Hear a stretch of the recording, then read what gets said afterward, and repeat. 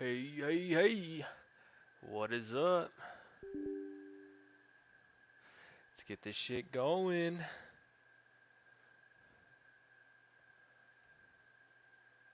Yeah, no, I love to see it. I love to see it. So, it's funny how on YouTube, the time when I get the most haters is always when I'm doing the most flexing. I swear to God, people get jealous, man. It's like, you don't gotta come to my channel and show a bunch of hate. You just gotta stay the fuck off my channel if you're gonna get jealous, you know?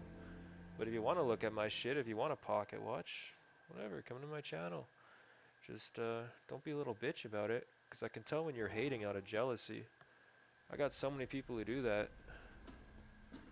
They sit around watching my channel, and then once I flex on them, they all get so jealous. I don't know what's up with that shit.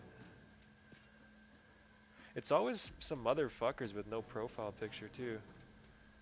What, you afraid to show your ugly ass face? Yeah. These people are dumb as fuck, man. I can see right through it. That's why I love flexing. That's why I'm never gonna stop flexing. I love making these dumbasses jealous.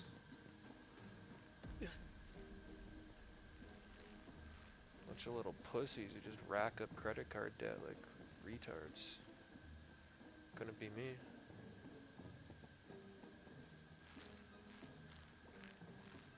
So I haven't run into a boss fight in this game since, what, the second stream? We got company. Come on, follow me. And that was a hard-ass boss fight. I think the boss fights in general in this game are hard. I've only done one of them, so...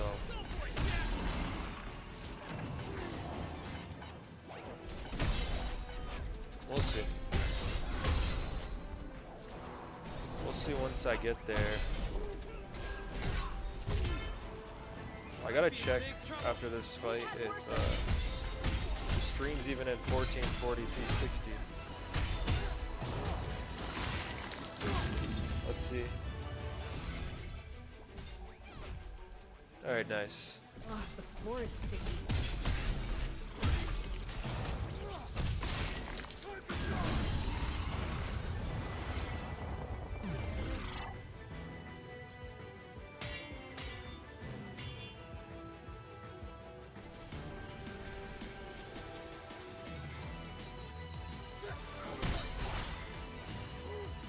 Why the fuck does it do that?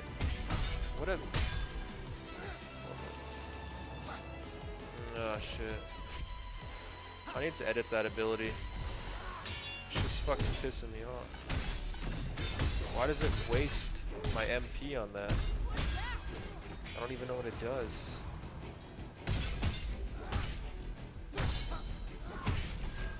My best moment.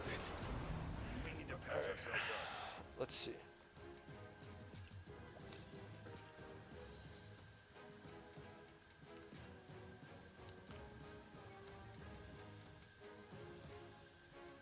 So is it this one? Which is the... what is that annoying ability that...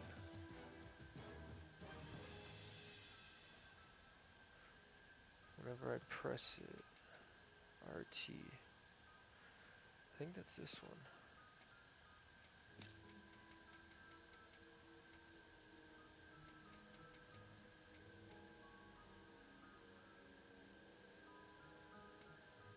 Yeah, I don't know. I don't know what that annoying ass ability is. It's one of those. See, whenever I press RT, it uses my mana, my MP, but I don't even know what it does. I'm trying to use the slash attack. Oh, Azure Anchorage? Won't be long before it's spewing monsters. See, that's the attack that I like. Oh shit, he just went flying off.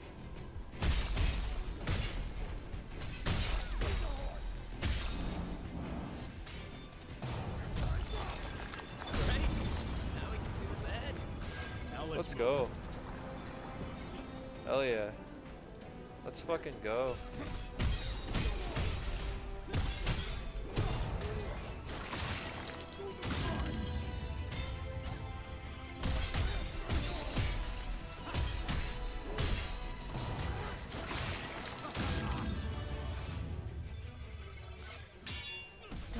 goes yet so far. They use these rotted boats to cross. Let's be the first to welcome these monsters into the world. Blood ain't gonna kill itself. Wait. Alright, before I go on that pirate ship, I want to check out what is up here. More of those cubes. I could use a break. I've been here before.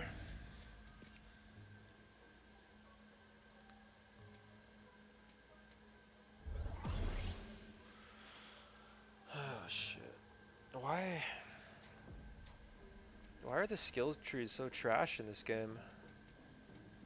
I've almost maxed this skill tree out, but I'm still at the start of the fucking game. You can keep getting the job level up, I think, even after you maxed out the skill tree, right?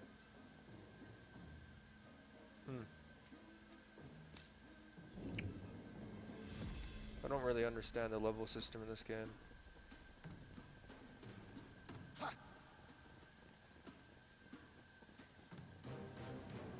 Alright, let's go on the pirate ship now.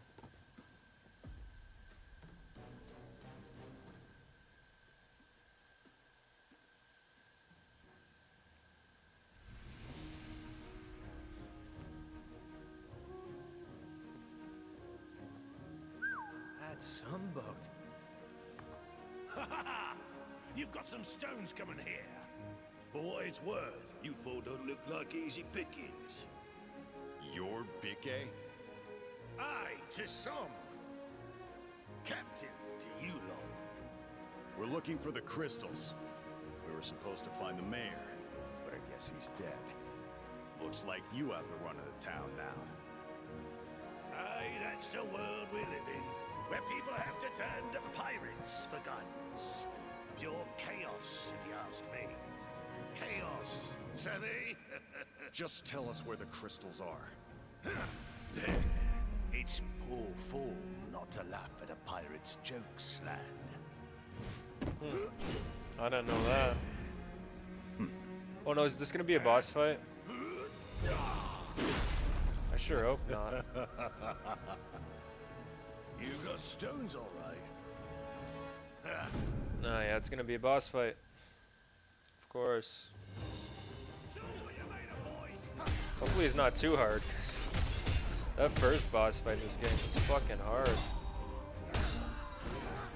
Alright, let's see. I got fucking 8 healing potions this time. Oh shit! What's he doing? Whoa! Oh, that did like almost half my health. Shit. Alright. You're in for it now. I barely did any damage on him too. Alright, get out of there. What's that? Oh. Get out there. Alright, let's go back in now.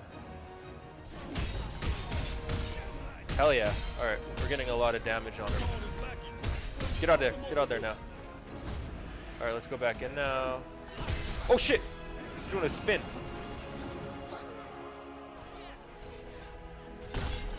Ah, he got me again. Molotov. Oh, get out of there. Get out there. Get the fuck out of there. I almost died. Oh, that was close.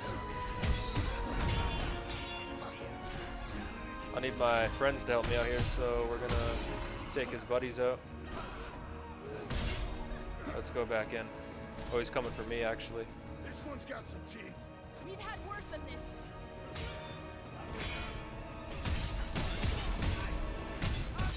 Oh, get out of there! Ah, shit! Your jokes. Well, I got him past half health. Barely used any potions, so that's good. Stay on your toes. Oh, what's that? Oh no, I don't got any more. Fuck, how didn't I notice that? I'm out of MP.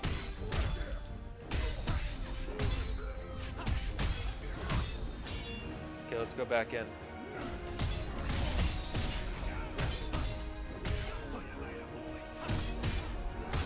No one brings Hell yeah. crew but me. Time to teach you the rules of the sea. Ground pound. A captain should go down. Oh yeah. Get out of there now. Get out of there. Molotov. I fucking hate that attack, but it's never hit me. I just don't like the fact that this guy has ranged attacks. Oh yeah, we're good. We got him. This was not as hard as the first boss fight. That's for sure. This was way easier. I don't know why they made the first boss fight of the game so fucking hard, and then all the other ones are quite easy.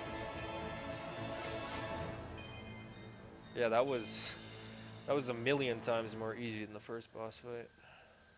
Fuck. I'm glad though. I'm glad. That's enough. There ain't no ships left to plunder or booty left to steal. We're getting soft, but that fight got my juices flowing. Cheers. You want to know about crystals? Astos is your man. This boat will take you right to his doorstep. Astos. Friend of yours? No. Never heard of him. Calls himself King of the Dark Elves. Not elves, mind you. Dark elves. What's the Oh yeah. difference? Well, it depends on who you ask. Some say he drank the lifeblood of 50 score of his kin. Some say he made a deal with chaos. Oh. Stories and legends abound. What kind of deal? You want the truth of it? Ask him yourself. This journey might not be a waste after all. Yeah. That's good.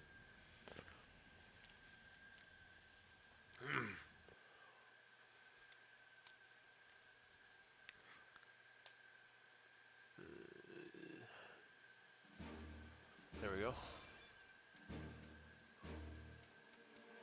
Those look like the gauntlet or knuckle things that Tifa used in Final Fantasy VII. I can wear those? I should try those out. Maybe that's why the skill trees are so easy to level up, because there's so many skill trees in this game. There's a fuck ton of skill trees in this game, actually. It's crazy. Okay, let's go. I don't know why it thinks I'm using an Xbox controller. Using a PS5 controller. And we're here. Best gird your loins. How do we get back? Just focus on getting to Astos with your head on your shoulders. You poor sods. That's a British term. The British people like to say sods. I don't know what the fuck that means. This'll be a walk in the park. Time to go exploring.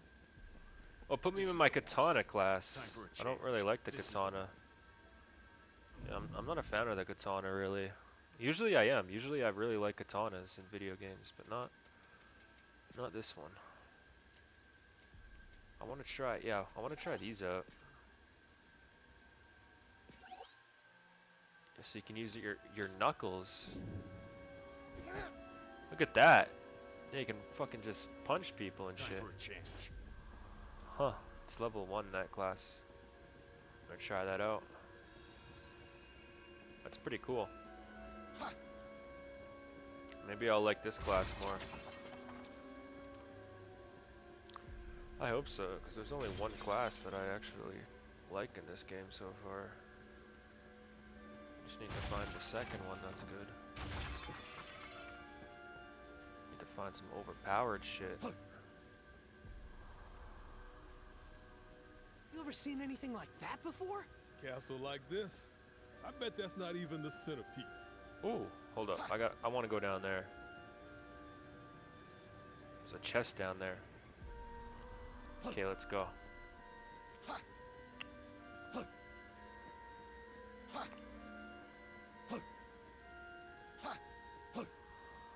The fuck? Okay. Oh, I'm gonna try this new class out. Try this shit out. Those people? No, don't let their looks fool you. They're pure Oh, darkness. There's no need for mercy. it's kind of weak though. Probably because it's a low level. It's pretty cool, but like I like this class, but it's kind of slow. Or not slow, it's fast. It's just weak. What the fuck? Why is it doing that weird dodging thing? He like wants to back up. I don't really like that.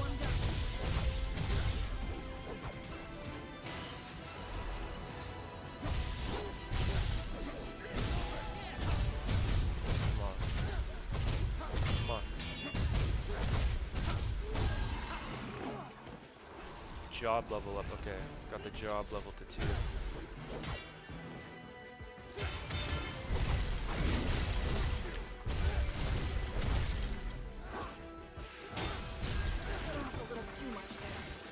Yeah, this class is pretty cool. Treasure ahead. I just need to level it up. See, I don't like how he dodges though. He does this like There's a key. backup thing. I don't really like the backup thing. Yeah, not a fan of that.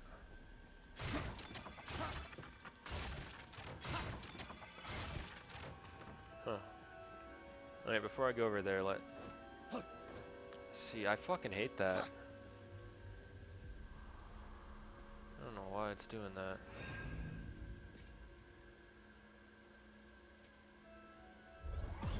Increase the job affinity.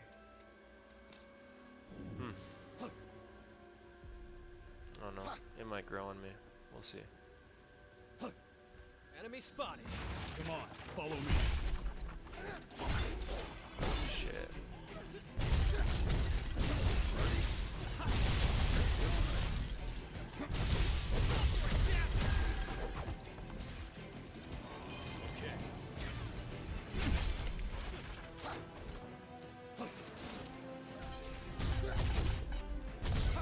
Come on, get them. Yeah, I don't know about this class. I think I just gotta level it up. It's kind of weak.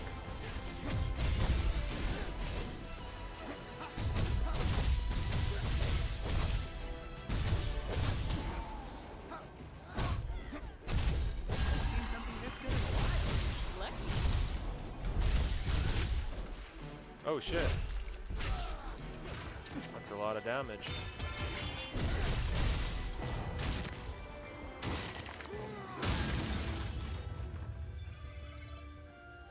Well, I got a level out of that, but yeah. Had to use 2 potions.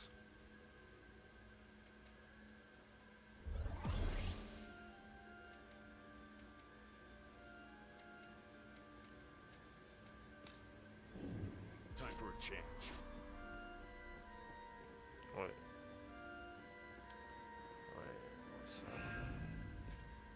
I want to see something here. Yeah, sword fighter. Okay. So I got the whole skill tree maxed out now.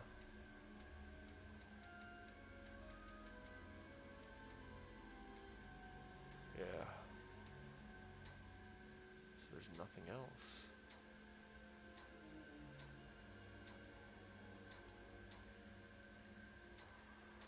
Huh.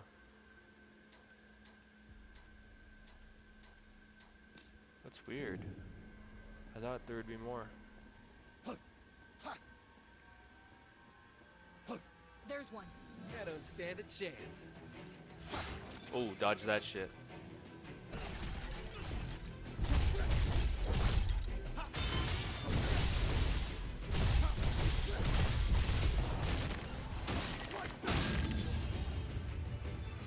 Oh yeah. Oh. Oh shit.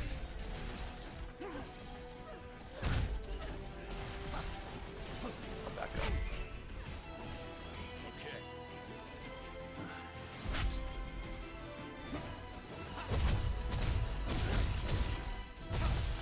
Come on.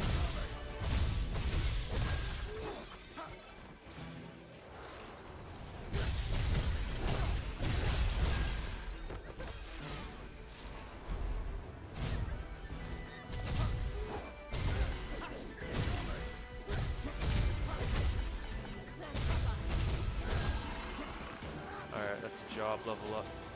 Wait, why did my sword class level up? I thought it was maxed out. I can learn from this. I thought it was maxed out. All right. I can still earn skills, I guess. Or skill points. Huh. This is the one. That's weird. I didn't... Time for a change. All right. Well... I don't even like the hand-to-hand skill class anyways. It kind of sucks. So I'm gonna go back to my sword class. Whatever it's called.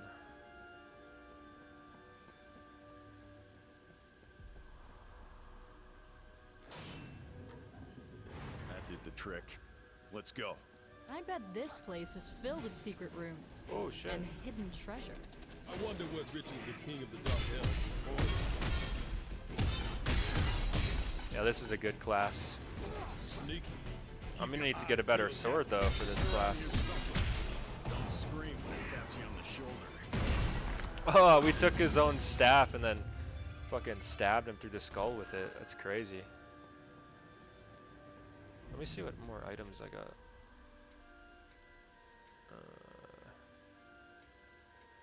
Wait, which... Yeah, this one, right?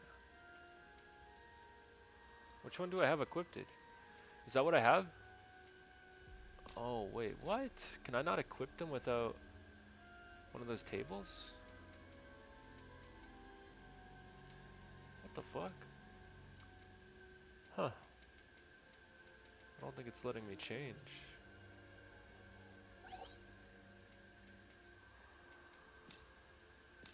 Alright, I'll just have to wait till I get to one of those things again, I guess.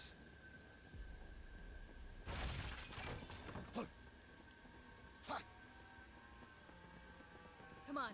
This'll be a breeze. Oh shit.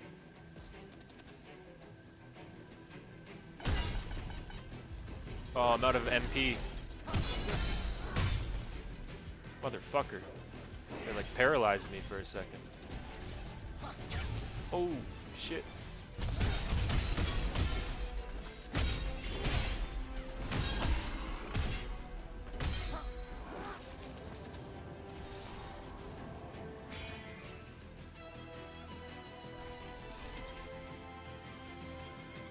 Nothing back that way. Oh, that guy almost got me.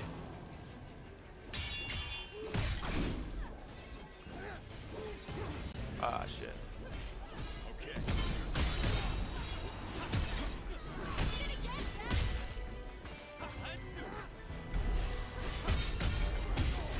Full strength like this.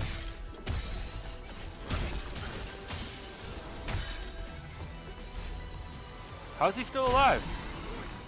Thought I got that fucker. Got him now, but could have been bad.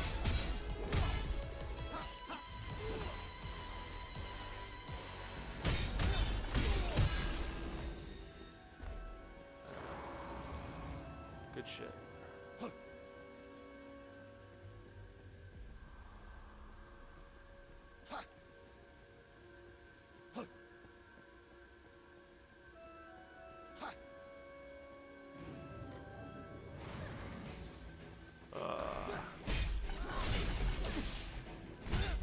That guy just zap us.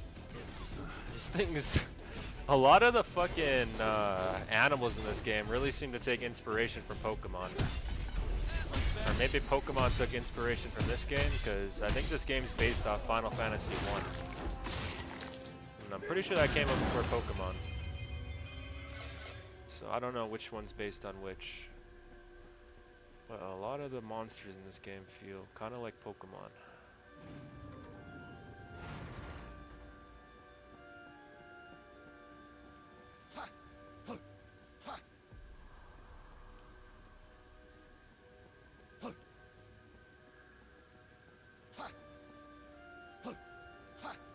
Found a spot to rest. Hell yeah, okay, that's Should what I we was take a looking for. breather? So, can I change my items here? How do I get that sword? Oh, I gotta go to battle settings, don't I? Yeah, right here. Okay, so it's a lower level, but oh yeah, wait.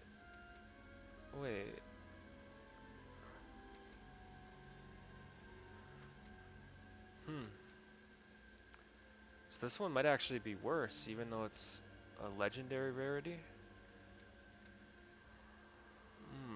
I don't like that. I think it's weaker. Fuck.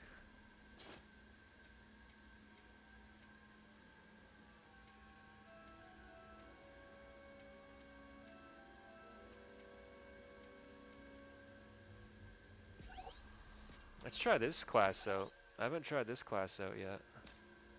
Holy shit! That is a massive motherfucking battle axe. Wait, my subscription's expiring? Yeah, September 4th. It's not soon, it's like 2 weeks away. The fuck you talking about? It's expiring soon. It's 2 fucking weeks. It's not like it's 24 hours. Alright.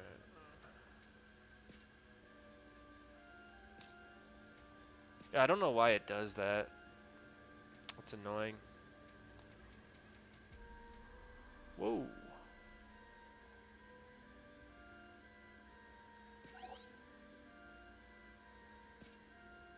So this is a good vest for a mage.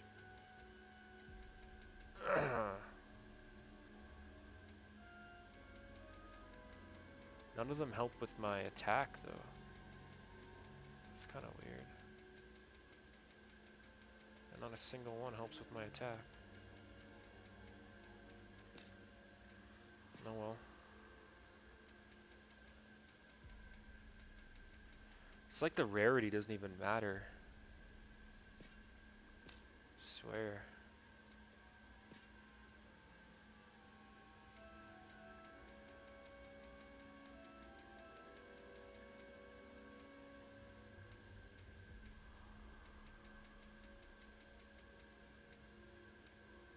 Oh.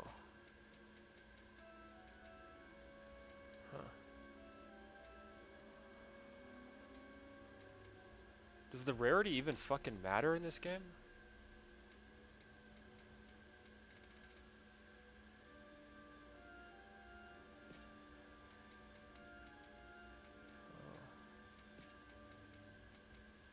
Oh. Those ones give me more HP.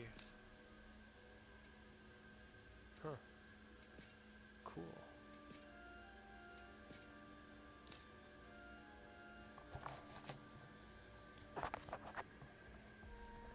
Alright.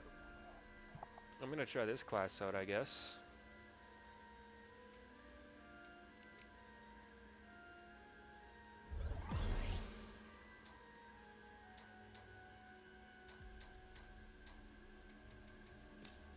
Sure.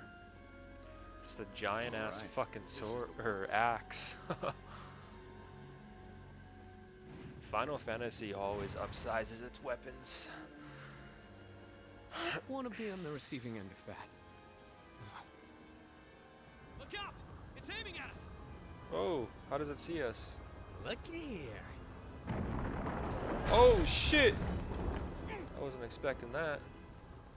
Shoots like a magical attack or something. Get behind something, Jack. Get in here.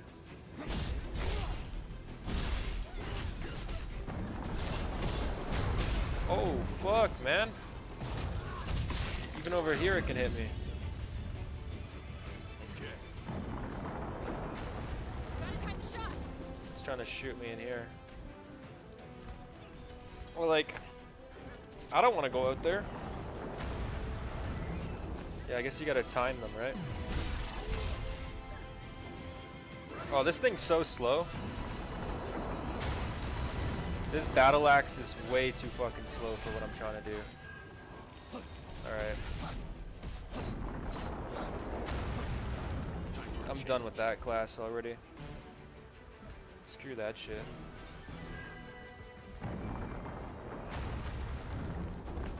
That battle axe is so slow.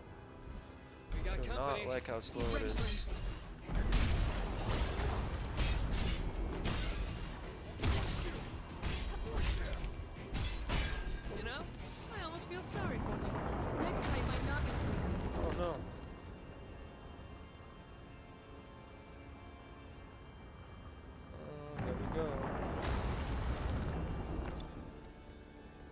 This effect is worn off. Interception. Okay.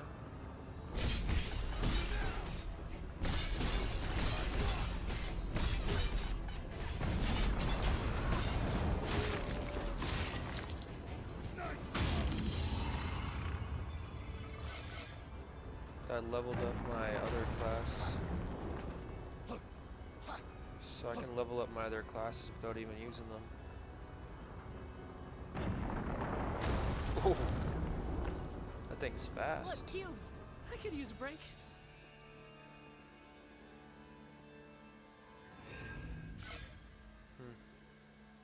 Mission level 19? Wait.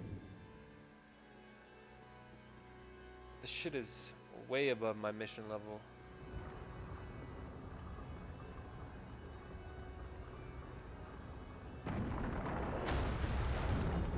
There. Let's make this entertaining.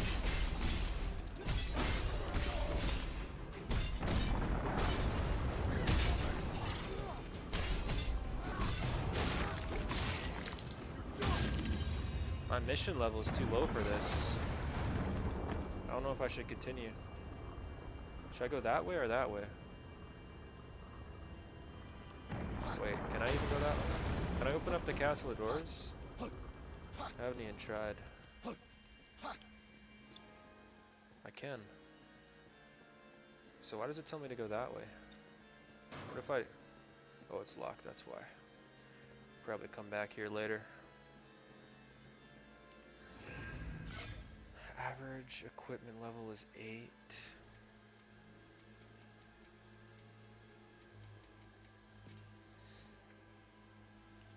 Current order new.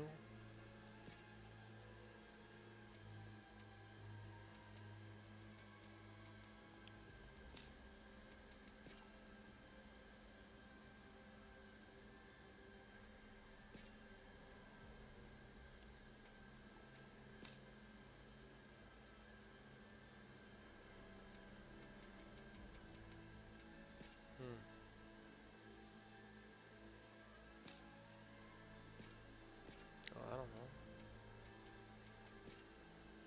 Yeah, sure. Equipment level. Like, it's not even... What the fuck? That shit don't make no sense.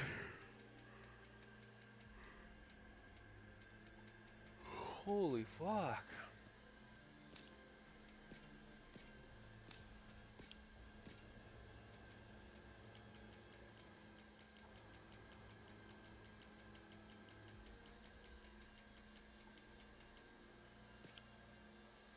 Clearly those are the best.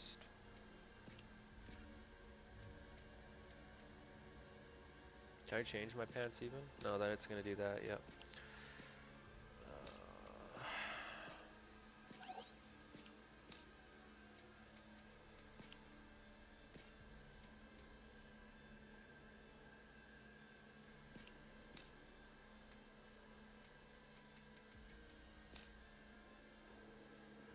Okay, now my average equipment level is a lot higher. It's still not at the main level.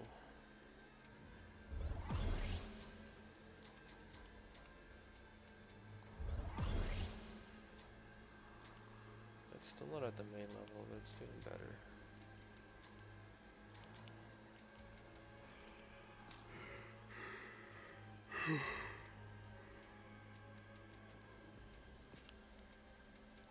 Okay, so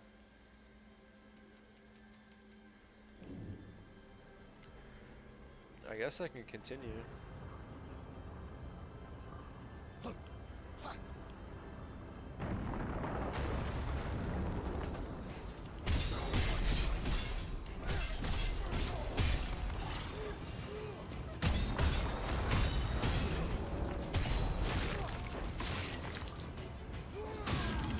Good shit.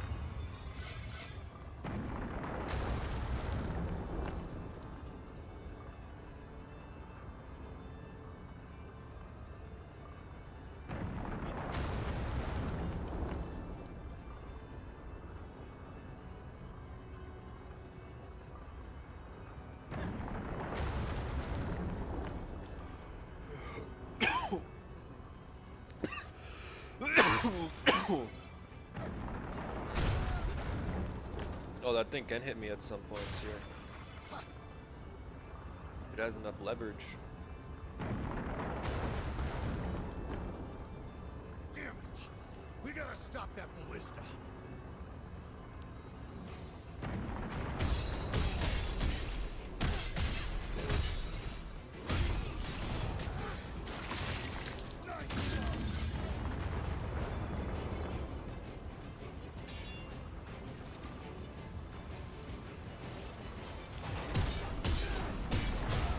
Oh, fuck. I hate that thing. That pass.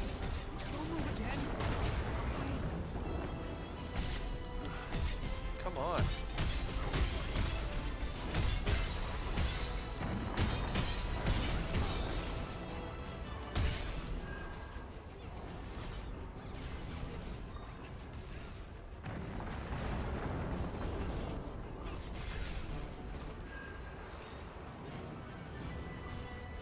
It's right See there. anything following us? Ready to try again?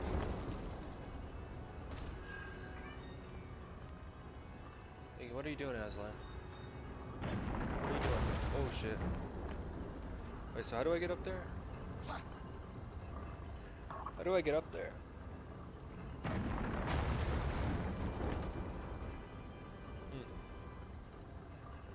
Was there a ladder here? Just jump down, I guess.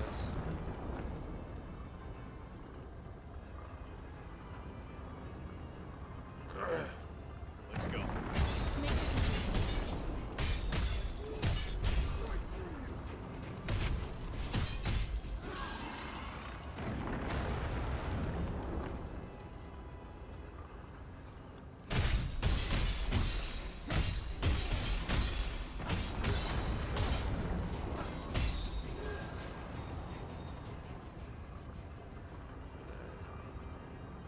Where do I gotta go from there? What the fuck are you doing, Aslan? Don't do that shit.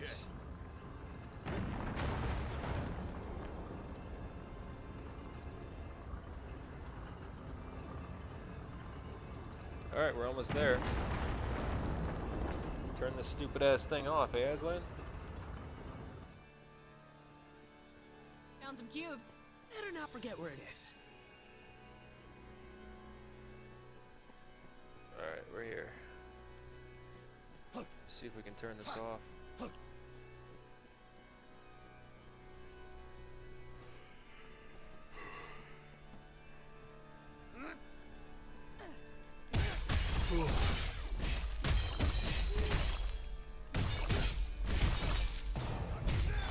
Got him.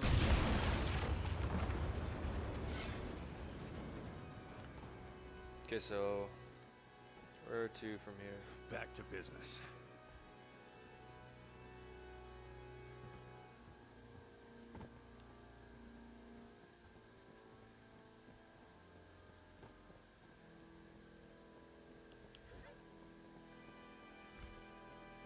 Come on. Time to go to bed.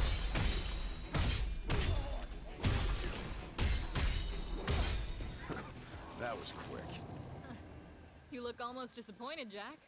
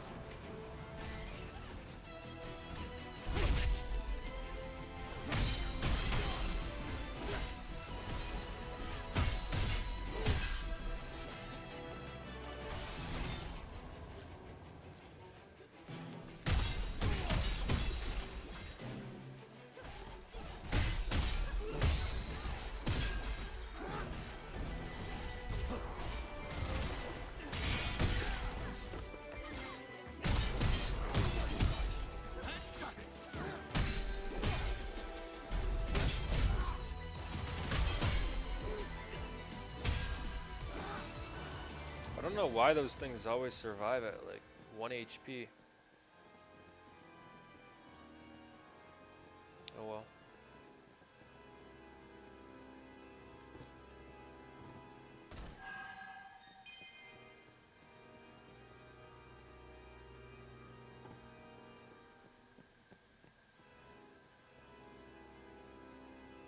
This is that tower we saw.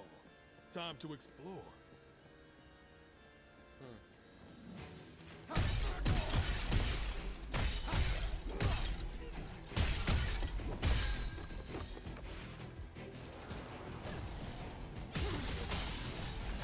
Damn, I thought he was gonna do a fireball, but he did ice instead.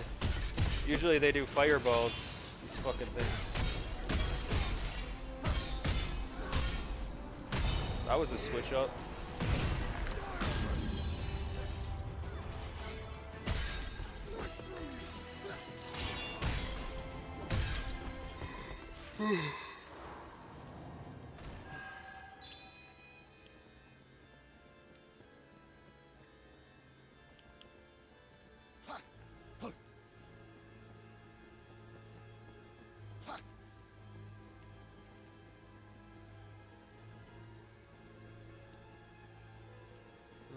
It's an elevator?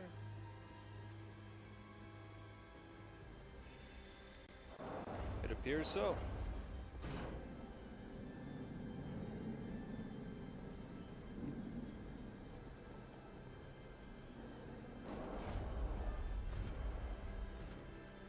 Damn. There you are. This'll be a breeze. One of these things again.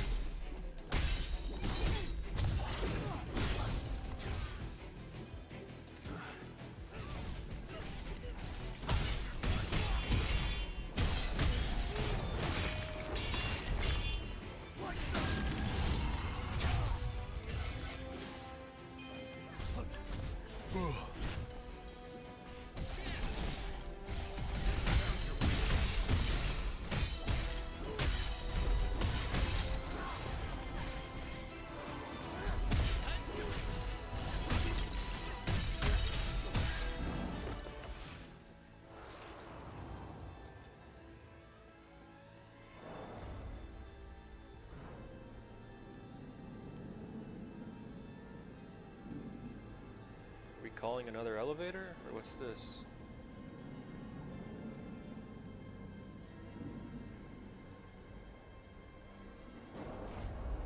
I think it's here. Yeah. Okay, let's go.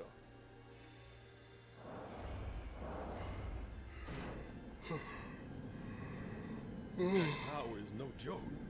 You think he might be the one? We need to make sure. Why not throw him at a badass monster? And I'd settle it quick.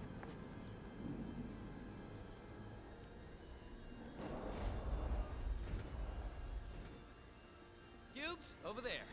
I need a break.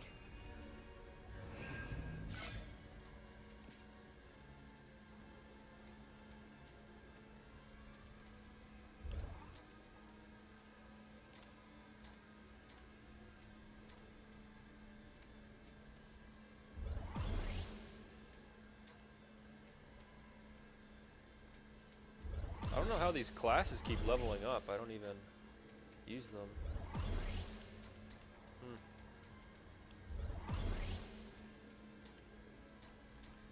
Lancer. That's one I've never used yet. Pilgrim. Never used that yet. I have tried Marksman. I didn't like it.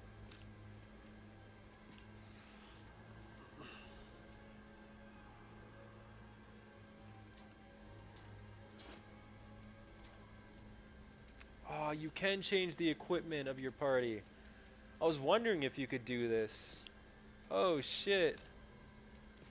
Yo, this is gonna do wonders for me.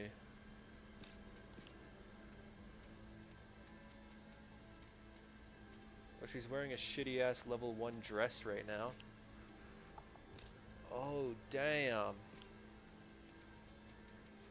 Damn. Look at this shit, Aslan. Let's give her sword fighter gauntlets. Alright, get on my way now, Aslan. Come on. Piss off. I can change all of them up. Hell yeah.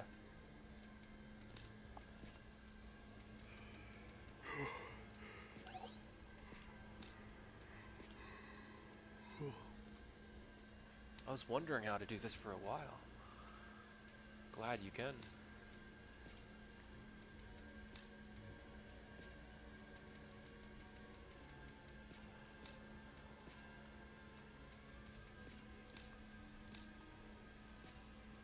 No, we got one more to change. I don't use the black guy really, actually, so I'll skip on the black guy. He's not even loading. The fuck? He's not even loading. Alright.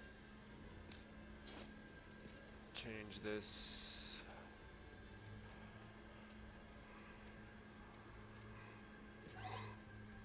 All right. This is the one. Time for a change. This is the one. Time for a change. This is gonna be a boss fight?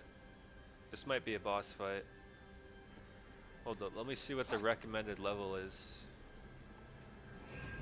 Alright, the mission level is 19 and my average equipment level is 16? Oh shit.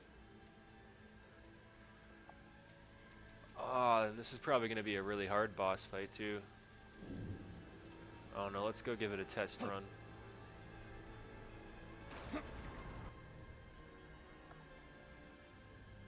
Oh man.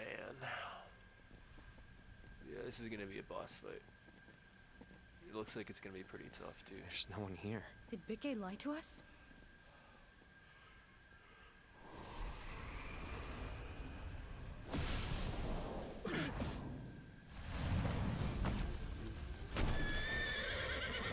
Ah, shit.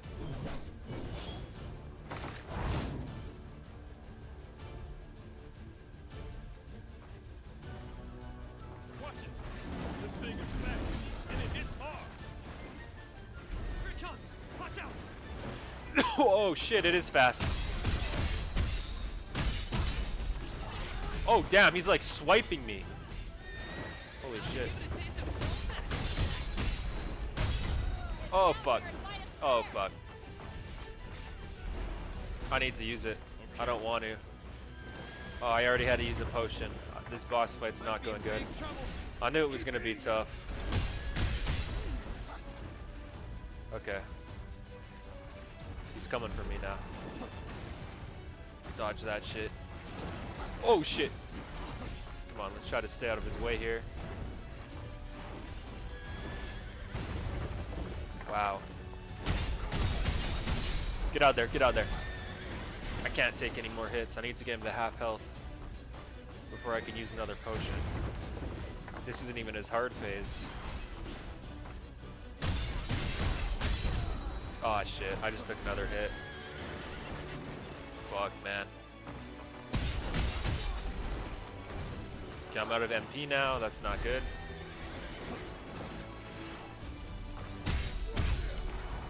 Get out there. I'm not taking too much damage now. I'm kind of getting used to his attack patterns, but... Oh shit. Getting desperate. I just wasted that attack. Ooh. He's got quite a few attacks. Yeah, I just got hit. Yeah, he's pretty quick. I had to use a potion. But he's about to get to half health. Oh man, I thought I was gonna get him there before I got hit. No. Okay, we got him. He's down to half. Now he's on the hard part. Now we fight on With my no level. horse. Better tread Oh, look at that attack. What the fuck? Are you kidding me?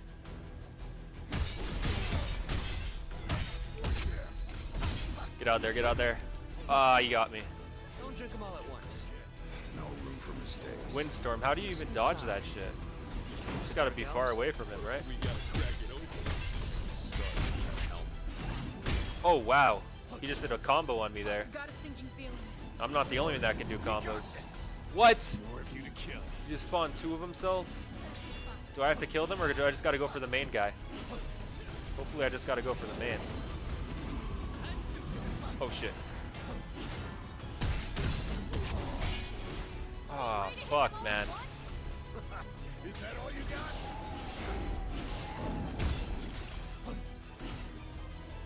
Alright, it's best I just go in, I think. Find a better match. We're just getting warmed up.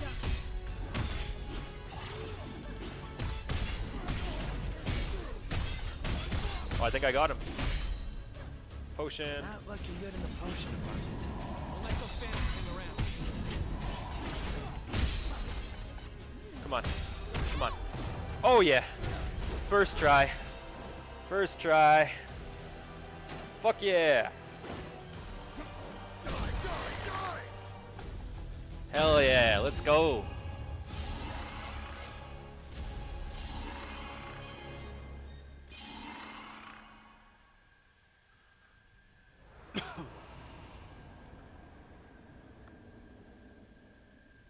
He's good. Better than good.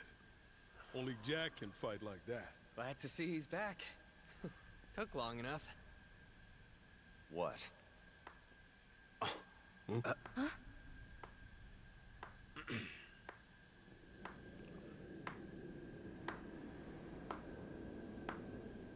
Bravo, Jack. And a round of applause for Jed Ash. And Neon, of course. You know who we are? I'm a dark elf, you see. And we dark elves... Just tell us about the crystals. That's all I want to know. Good, good. Those who are to forge the future mustn't be concerned with trivialities. Then cut to the chase.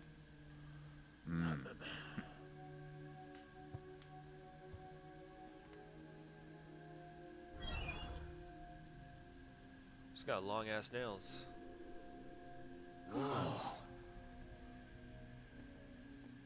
What's that? My castle is here. Make your way through this forest until you reach a tower. At its zenith, you will find the Wind Crystal. The journey will be perilous, but I suspect that doesn't come as a surprise.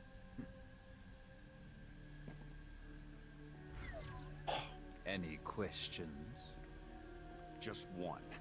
Is it true you made a deal with Chaos? No, but you will. Chaos, darkness given form, given purpose. By its hand were the crystals extinguished, and only by its hand can they be restored. Of course, a deal with a monster commands a high price. Your very lives may be required as tender.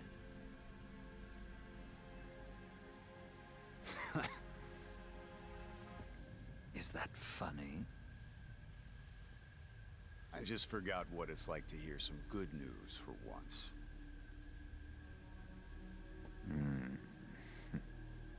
Safe travels, Jack.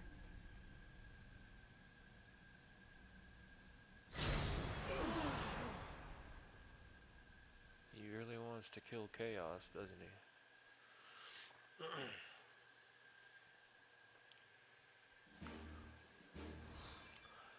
Dun, dun.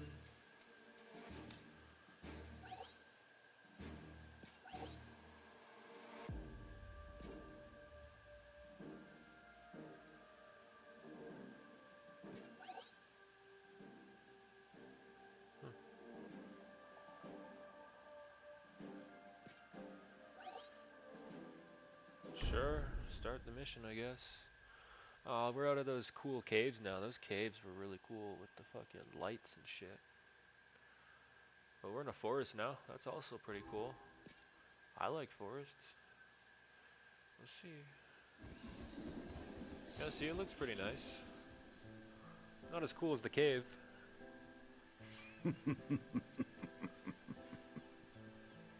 chaos exists. I knew it. I told you.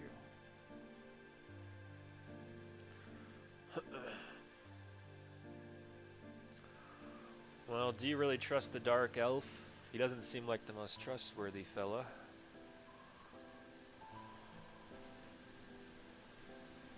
Look at that waterfall. This is a pretty cool area too.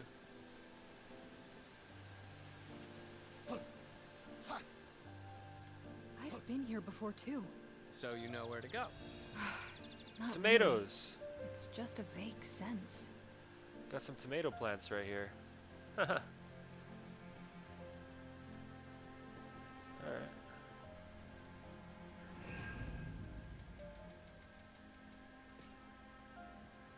Mission level 26, average equipment level 13. Oh no. That's way too low.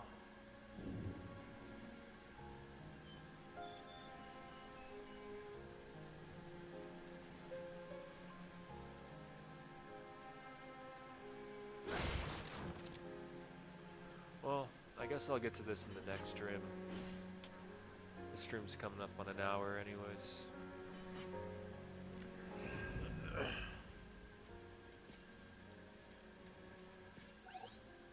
Yeah, fun game. I like this game. I've gotten more used to the combat system. I still prefer the Final Fantasy 15 and Final Fantasy 16 combat system, but now that I've gotten more used to this combat system, I'm not gonna write it off as complete shit. It's decent. It's okay. It's not amazing, but it's okay. I don't mind it.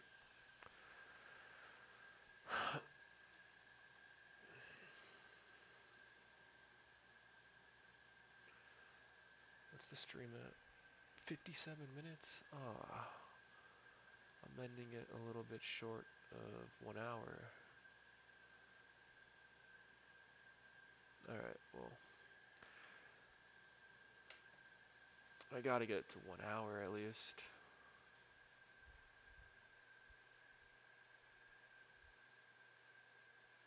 All this gold and silver is going cheap. What'd you want for it? Oh, well, a good friend of ours was saying because it goes anywhere from like 15 to 1700, but So what happened? Did he buy this? I bought it. No, man. It's not the drivers. Alright, Going skip on, the everybody? intro. What Fuck is? that. Oh shit.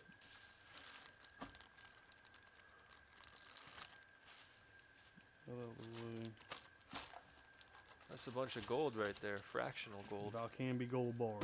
So you might think, well, you sell those sometimes during the show. Why is this special? What we're going to do with these, we're going to sell these $8 under melt. So these right here on JM Bullion, they go for about $147 plus shipping. You're going to be over $150. We're going to sell these for $99 a piece. We got 50 of them. We're going to flash sell them. The other thing is, if you're new to Whatnot, you use that right there where you sign up. You get a $15 whatever. cutie I don't care about fractional gold. I don't care. buy as many of them. Use that. You can use Oh, that's what he's talking about in the title. All this gold going for. Fuck that. I don't like fractional gold. Anything like less than a quarter ounce, I don't give a shit. 1 gram, 2 gram, 3 gram. Fuck that. I don't want that garbage. Donald Trump's new tariff changes and sanctions are breaking Mark Carney's back, and it's allowing Canada's hypocrisy to be on full display while he feels all this pressure, because as hundreds of more Canadian jobs just announced are being lost down to the U.S., Canadians are unable to pay their bills, and now food banks can't even get donations as a result. With all of that pressure on Canadians, on Mark Carney from Donald Trump decided to apply sanctions to a Canadian judge. And we all know how trustworthy and responsible Canadian judges are. Speaking of, we have an update on the foreign entrepreneurs who love to run, aka destroy, the trucking industry in North America, which is now again applying pressure to Mark Carney as the Conservatives are using the pressure from Trump to crack down on Carney and force him to get serious about crime and immigration. In a super exciting update at the end of the video that shows Donald Trump's tariffs are working. It resulted in a new company starting in America that worked with a Canadian company. It was great to see the countries working together. There's a lot to talk about in today's video, so let's get into it. Now, before y'all freak out, this is a CNN clip. I'm doing this on purpose. I'm showing CNN's wrong, and it provides a context for the clip I'm going to show after this of the Canadian hypocrisy, but this clip ties into the video we're going to show at the end so that we can bring it all together. Hundreds of everyday household items are about to get a lot more expensive thanks to President Trump's trade war and specifically the steel and aluminum tariffs. The tariffs were initially only expected to hit raw materials, but now they include goods containing steel and aluminum. CNN's Matt Egan has this for us. What is going on and what should people be expecting? This is where it's going to show how interesting the spin is. Well, Kate, this is a big deal, right? Even as inflation is heating up, the Trump administration is quietly making it even more expensive to import hundreds of items that all of us would see on store shelves. So this is a major expansion of those 50% steel and aluminum tariffs. Previously, those tariffs shielded items that just simply contained steel and aluminum. Not anymore. Starting this week, those 50% tariffs apply to the steel and aluminum content on many items, right? This impacts more than 400 product categories, right? And some of these are household items, right? Everything from butter knives and baby strollers to even canned deodorant, furniture as well. A whole bunch of household items impacted.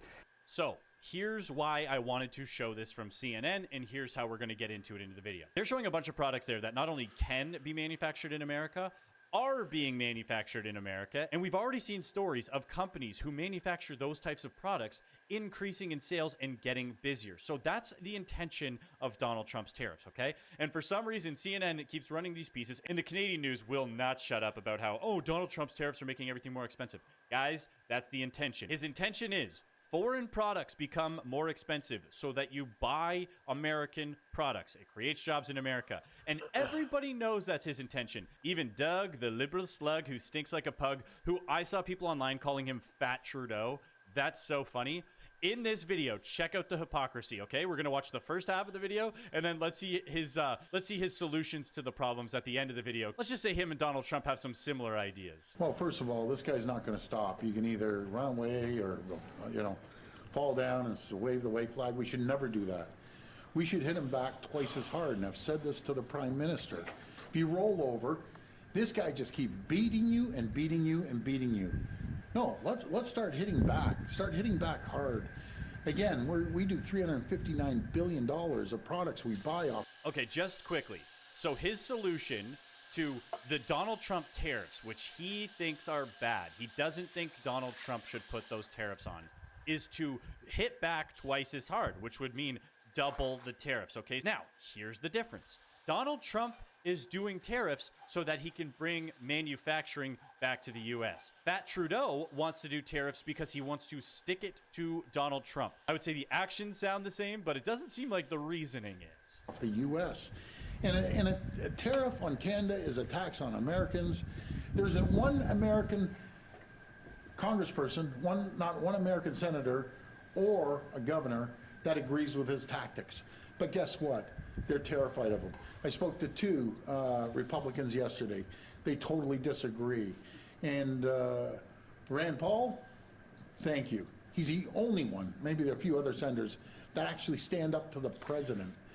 Imagine that. You have a leader of the country that's supposed to unite everyone, and he's saying, if you say anything bad against me, I'm going to defeat you, I'm going to knock you off in the next election. You won't be representing our party. So that's a lie. Trump's approval rating is actually higher than ever, especially coming off the wins that he got with Ukraine, Russia. They just updated. They're going to be having more meetings, potentially a bilateral meeting just between Zelensky and Putin.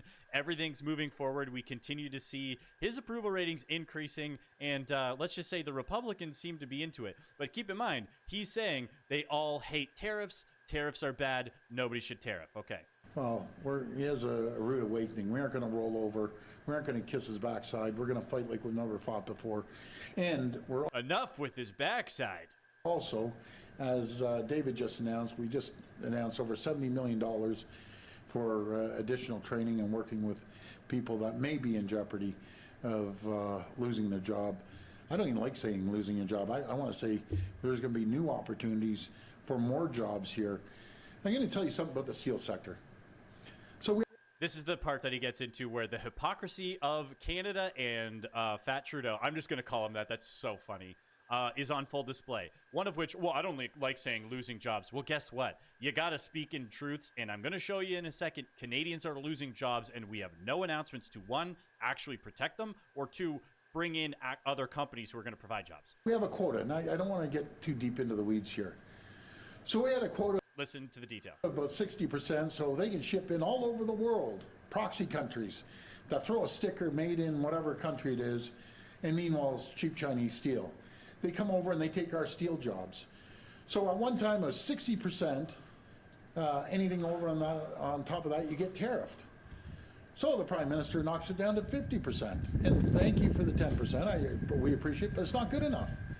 So we can get countries shipping in cheap steel, and they can ship up to 50%, and then over top of that, they get tariffed. No. We want 25%. They're allowed 25%, and then they get tariffed on 75%. Doug, that's what Trump's doing. He's saying we don't want the foreign cheap products anymore being dumped into our country. They need to be paying tariffs if they're going to undercut our market. If they want to participate in the American economy, they have to pay a tariff, aka it's a fee to pay to participate in the American economy. You're now saying Canada needs to have lower quotas so we can charge foreign companies to pay. I research things online for a living, so that means I spend a lot of time on Google. For me, like 80% of Americans, Google is my gateway to the entire internet. And I couldn't help but notice, Google has gotten a lot worse recently. I remember it being a lot better, and lots of other people do too, but there really is no major alternative, right? Google's become a bit inescapable. They influenced the very nature of the internet itself, and by extension, the way humanity shares information. This very video could not have been made without them. And that, of course, has made a handful of people very, very rich. And now Google is integrating something new. AI. What does the integration of artificial intelligence into most people's gateway to the internet mean for humanity? I went through old research papers, corporate governance documents, and spoke with some of the people doing the actual work to power Google's AI behind the scenes. So how do we get to the point where one product launch could alter how we access knowledge? Let's look into it the only way anyone knows how anymore. Here are 6 Google searches to tell the story of how Google stole the internet. Let's start simple. What is Google? Google is a multinational technology company whose core mission is to organize the world's information and make it universally accessible and useful, according to Google. So let's find out what Google really is with Ed Zitra. He's a writer, podcaster, and PR expert who's been covering the tech industry for years. What is Google? So everyone thinks that Google is just Google search, and in many ways they're right. Everything centers around that. What Google has become is a kind of an amalgamation of what is now about 10 to 20 different companies. We'll get back to Ed. He's got some way bigger truths to drop. But first, let's rewind to the beginning. 2. Why did we need Google? In the 90s, home and personal use of the internet took off, and people began creating web pages, documents with text and images, linked together with hypertext, forming websites. In mid-1994, there were only 2,700 websites. By the end of that year, there were 10,000. A few months later, 650,000. People needed a way to dig through all this stuff. The first search engines started popping up, like Yahoo and Ask Jeeves. But these search engines had a problem. The results they returned were just based on if the exact phrase you searched appeared on the page and how many times. So if you searched chicken parmesan recipe, you'd get whatever page mentioned chicken parmesan recipe the most. Some actually had a human staff curating results into a directory, which became totally impossible as the internet grew. Now that I've gotten on the internet, I'd rather be on my computer than doing just about anything. In 1998, 2 Stanford researchers, Sergey Brin and Larry Page, published an academic paper, The Anatomy of a Large-Scale Hypertextual Web Search Engine.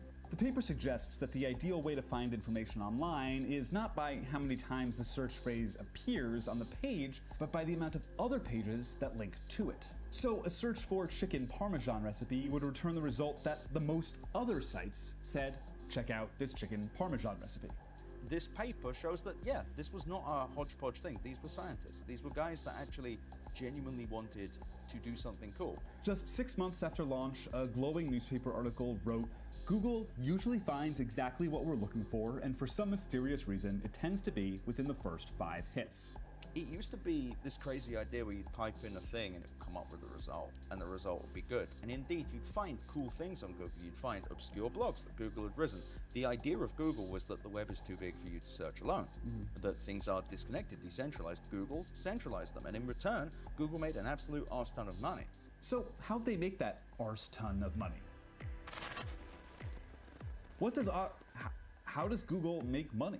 This company really is just a giant ad monopoly, pretending to be a thing that you type stuff into that gives you answers, and used to give you better answers than it does today. But in reality, it is a large ad monopoly.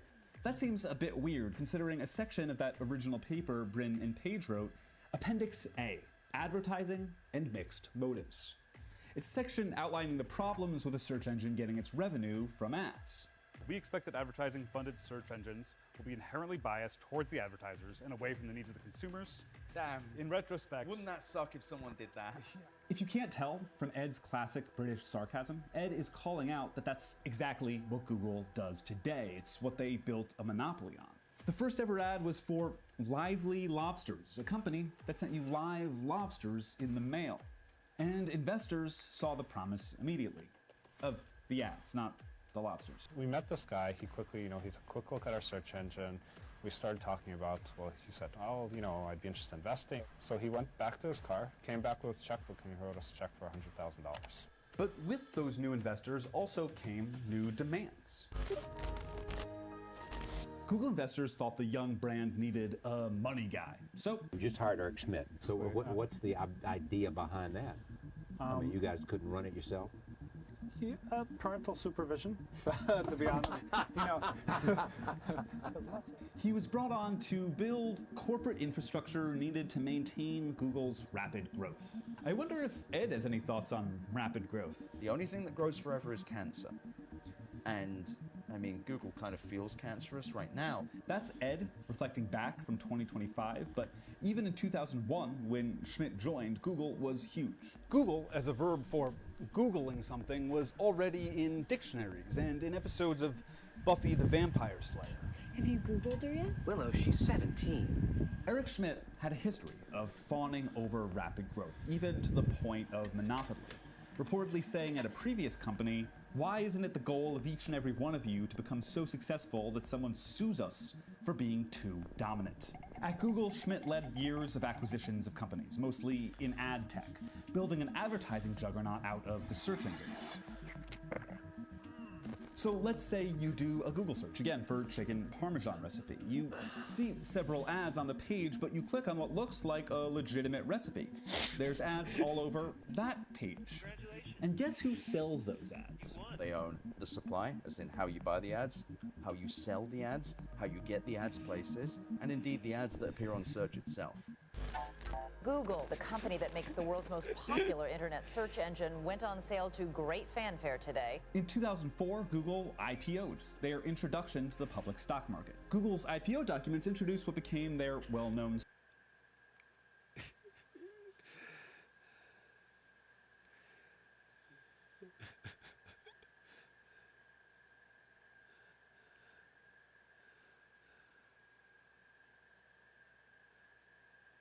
You've been gambling since forever, right? Depends on if you're talking about gambling with golf or gambling at the casino or gambling playing poker. You have a kid? Yeah. Where's mother? She's not in the picture. Call her.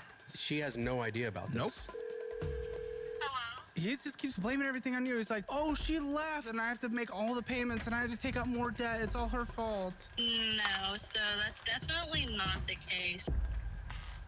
Bundle all of my educational programs I've ever made, plus the premium version of my budgeting app for not only 80% off, but also with a free trial today at dollarwise.com. Join the tens of thousands of people who've changed their lives and join Dollarwise Central right now for free.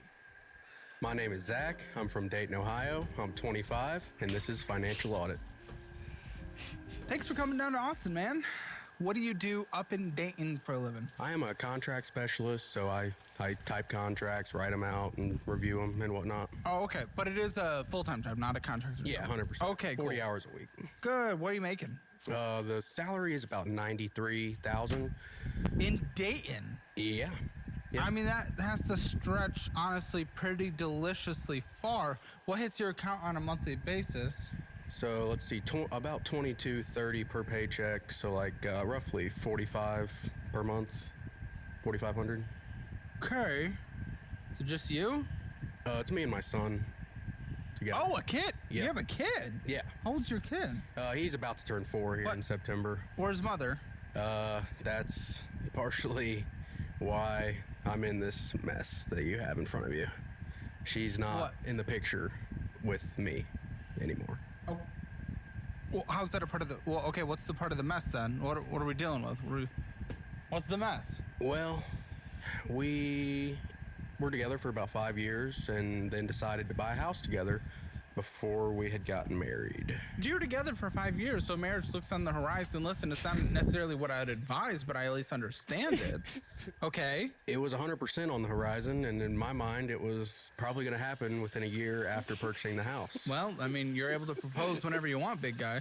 Yeah. Gonna let you in on a secret there. Yeah, I know. To be honest, we had fought for a majority of the relationship back and forth and didn't really get along all that well. What? Why? Why were you together for 5 years then? Why'd you get a house with someone you're fighting? What were you guys fighting about? Just stupid. We just did not get along. We didn't feel compatible at the time. But you stayed together for 5 years? We had a kid, man. Like, it's different. Oh yeah. How It's long into the different. relationship did you guys have a kid? So the kid's 4 right now, and he was born in 21, so we Yeah, were... but how long were you guys together at that point? Because I don't know when you guys split. We were together for like 3 years, then had the kid. And So why were we together for 3 years, and why'd you like that to get a kid? Well, she got the birth control taken out, and Didn't lo and tell you? behold, no, she told me. Oh, then why? Okay, why are you setting it up like that?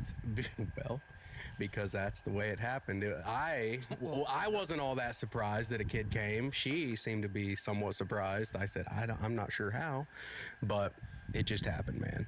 Why were you guys together for 3 years before the kid if you guys were just endlessly fighting and dying and hating each other? It wasn't bad all the time, you know. Well, that's what you're framing it as? Yeah, it did honestly feel kind of that bad at the time. This guy, okay. Yeah. Yeah. What? She just left, man. Once we got She the house, left. She decided left. to just leave. Yes. So you got the house. When'd you get the house? August of 23. Cool. When did she leave? January of 24. 4 months. Okay, so it wasn't immediately, but I It's get it. 4 months later. Yeah, it was immediately. Yeah. She paid for half of the mortgage for 4 months, and then I left. Okay, and what was the leaving? Did she just like run away? Was it a storm off? What happened? She told me she brought it up like in December that she wasn't feeling us anymore. She wasn't feeling it, and this was 2 months after we bought the house or whatever. A few months after. Yeah. And the kid was like 2. Yeah, 2, and she thought the grass may be greener on the other side, man. She just left. Probably is, but it could be. But I don't know. To be honest, she few months ago tried to come back. And? No. Why? Mother of your kid? This was like a year and a half later. Oh, yes. Mother of my That kid. is how time works. That was why I contemplated it for. So why'd you turn it down? Are you struggling to live on your own? I mean, $4,500 a month. I mean, again, for Dayton, not bad, but you went into a house with a dual income household situation. Yeah, so now she said this after my cousin had moved in to the house, so he pays. So a cousin's a roommate. He pays me, yes. He's my Okay, roommate. well, that's fine. But a cousin, so it's you, your cousin, your kid. Correct, yeah. Okay, so. Cousin also has a daughter who lives there about half the time. How big's this house? It's 4 bedroom, 1.5 Yeah. bath. 2 stories. Okay. Okay. So what's going on, big guy? What are we talking about? I probably should have sold the house. Okay, when why she didn't left. We'd already moved in. We paid movers moving. we paid movers to move us in. And I just stayed. She agreed to leave, and I just stayed and said I'd make sure the bills got paid, and they did. But the credit cards. Why do you sound like you're from Texas, but you live in Ohio? That's what they've asked me. I get that. Put in your address. Playing a lot. What was your purchase price? $241. How much did you put down? We used the down payment assistance loan. So, well, you probably have a little bit of equity in it. Yeah. I don't know. Zillow sometimes overdoes it. It's a little hard to tell, but it's showing about 280. Yeah. And what you said it was 240? 241, yeah. And I still owe 241 on it with the down payment assistance loan. It's a horrible rate. We really shouldn't have bought it at that rate, but we got approved. We got approved for something. We both had upwards of $10K credit card debt apiece at that point when we bought the house. So of course we couldn't have a down payment. So what is going on today? Well, I dug a hole that I couldn't dig myself out of. I finally got a raise to the current salary that I'm at like 2 months ago. Okay. So that's made it a little easier. Now I see the light at the end of the tunnel, but I dug too far down the tunnel, I think. So why aren't you going out of it? Well, that's why I'm here. Because I think I figured out what I should do, or I've done some stuff maybe I shouldn't have done. Took most of my 401k out with my job. I withdrew it, and I took a loan from it last year. So yeah, and by the way, then the producers tell me what's actually going on. You have a kid, you're trying to take care of the kid. Okay, that's great, but then you're just gambling your money. So what the are you trying to? What is this little sob story? What are you talking about, dude? If you're just going out there gambling all your money, don't fuck around, don't bullshit at the beginning of the conversation. What is going on? You're gambling. You're gambling. You're blowing all your money digging in the whole your hole. You're gambling away. You I have win a kid. Sometimes. Yeah, everyone wins sometimes. It's That's like the one point. of the only things I like to do: gambling and playing golf. Yeah, how about man. take care of your kid would be something nice to do. And I do that religiously during the time that I have him, and then I.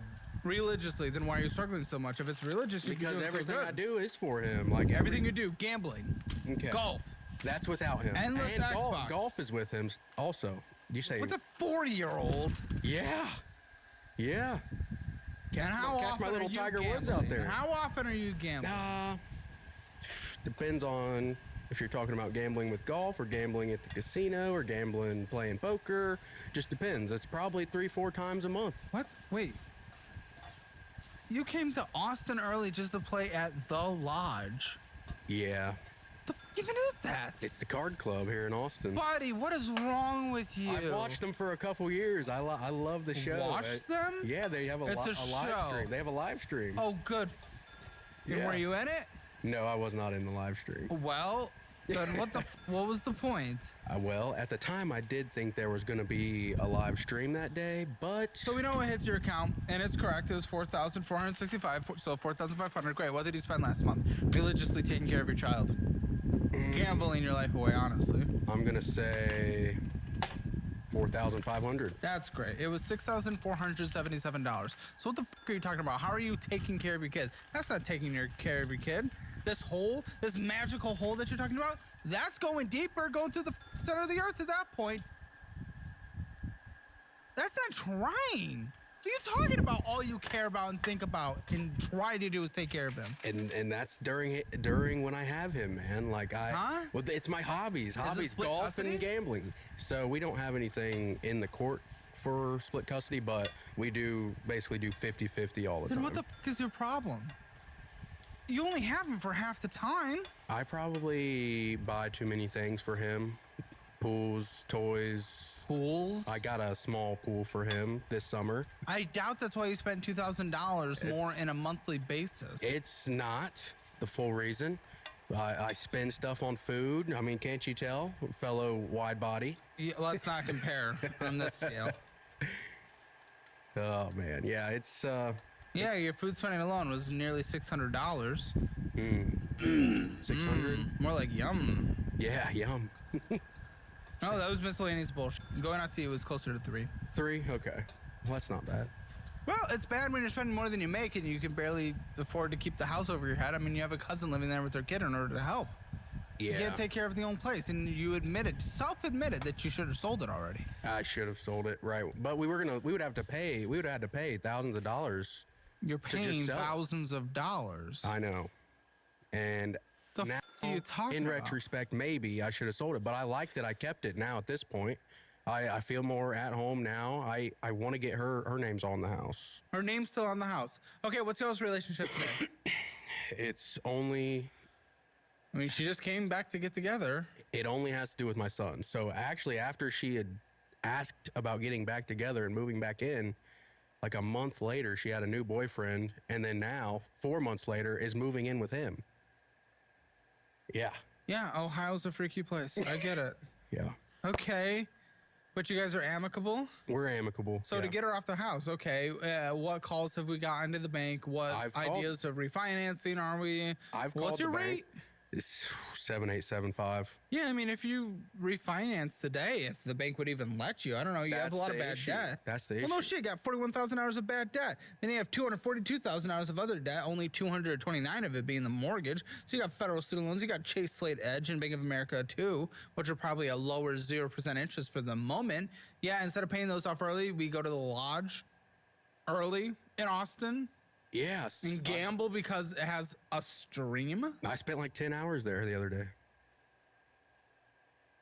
The fuck is, you have a child to take care of, and he's with his mother right now. I don't have to take care of him right now. Part of it is finances. Your finances affect him. What college are you paying for? You already have student loans, so I know for sure you're not paying for his college. Maybe not right this second, but once I'm out of this bad debt. How do you get out of this bad debt for 10 hours at a gambling table? Buddy, we're filming here on a Tuesday. You could have been here Monday night. You came in over the weekend to gamble. And I'll probably be there after this conversation. I'm sure you will, because why have any kind of growth whatsoever? How much are we putting in Austin? I gotta Austin, go. Notorious gambling town. What is the amount that you're spending on gambling? Would you even know? I guess you didn't even know that you spent more than you brought in. I bought in the other day for $250 twice and lost. So 500 the other night. Yeah, just the other night. I'm talking about just ongoing basis. Yeah. Living life. I would say I'm losing at least $500-600 a month. What is wrong with you, buddy? You already spent $2,000 more than you bring in. $500 to $600 is a substantial cut of that. I know. You do nothing. You're a father. It's something I like to do. You like to do, or you're addicted? Not addicted. I think if I wanted to, I could slow down and quit. And you don't want to? I don't really want to all that much. Really? Even though you literally cannot afford it, and your kid does not have a college fund, and your retirement's a joke, and you have a really bad debt, and you can't even get out of your own damn house. And you want to? That's our priority?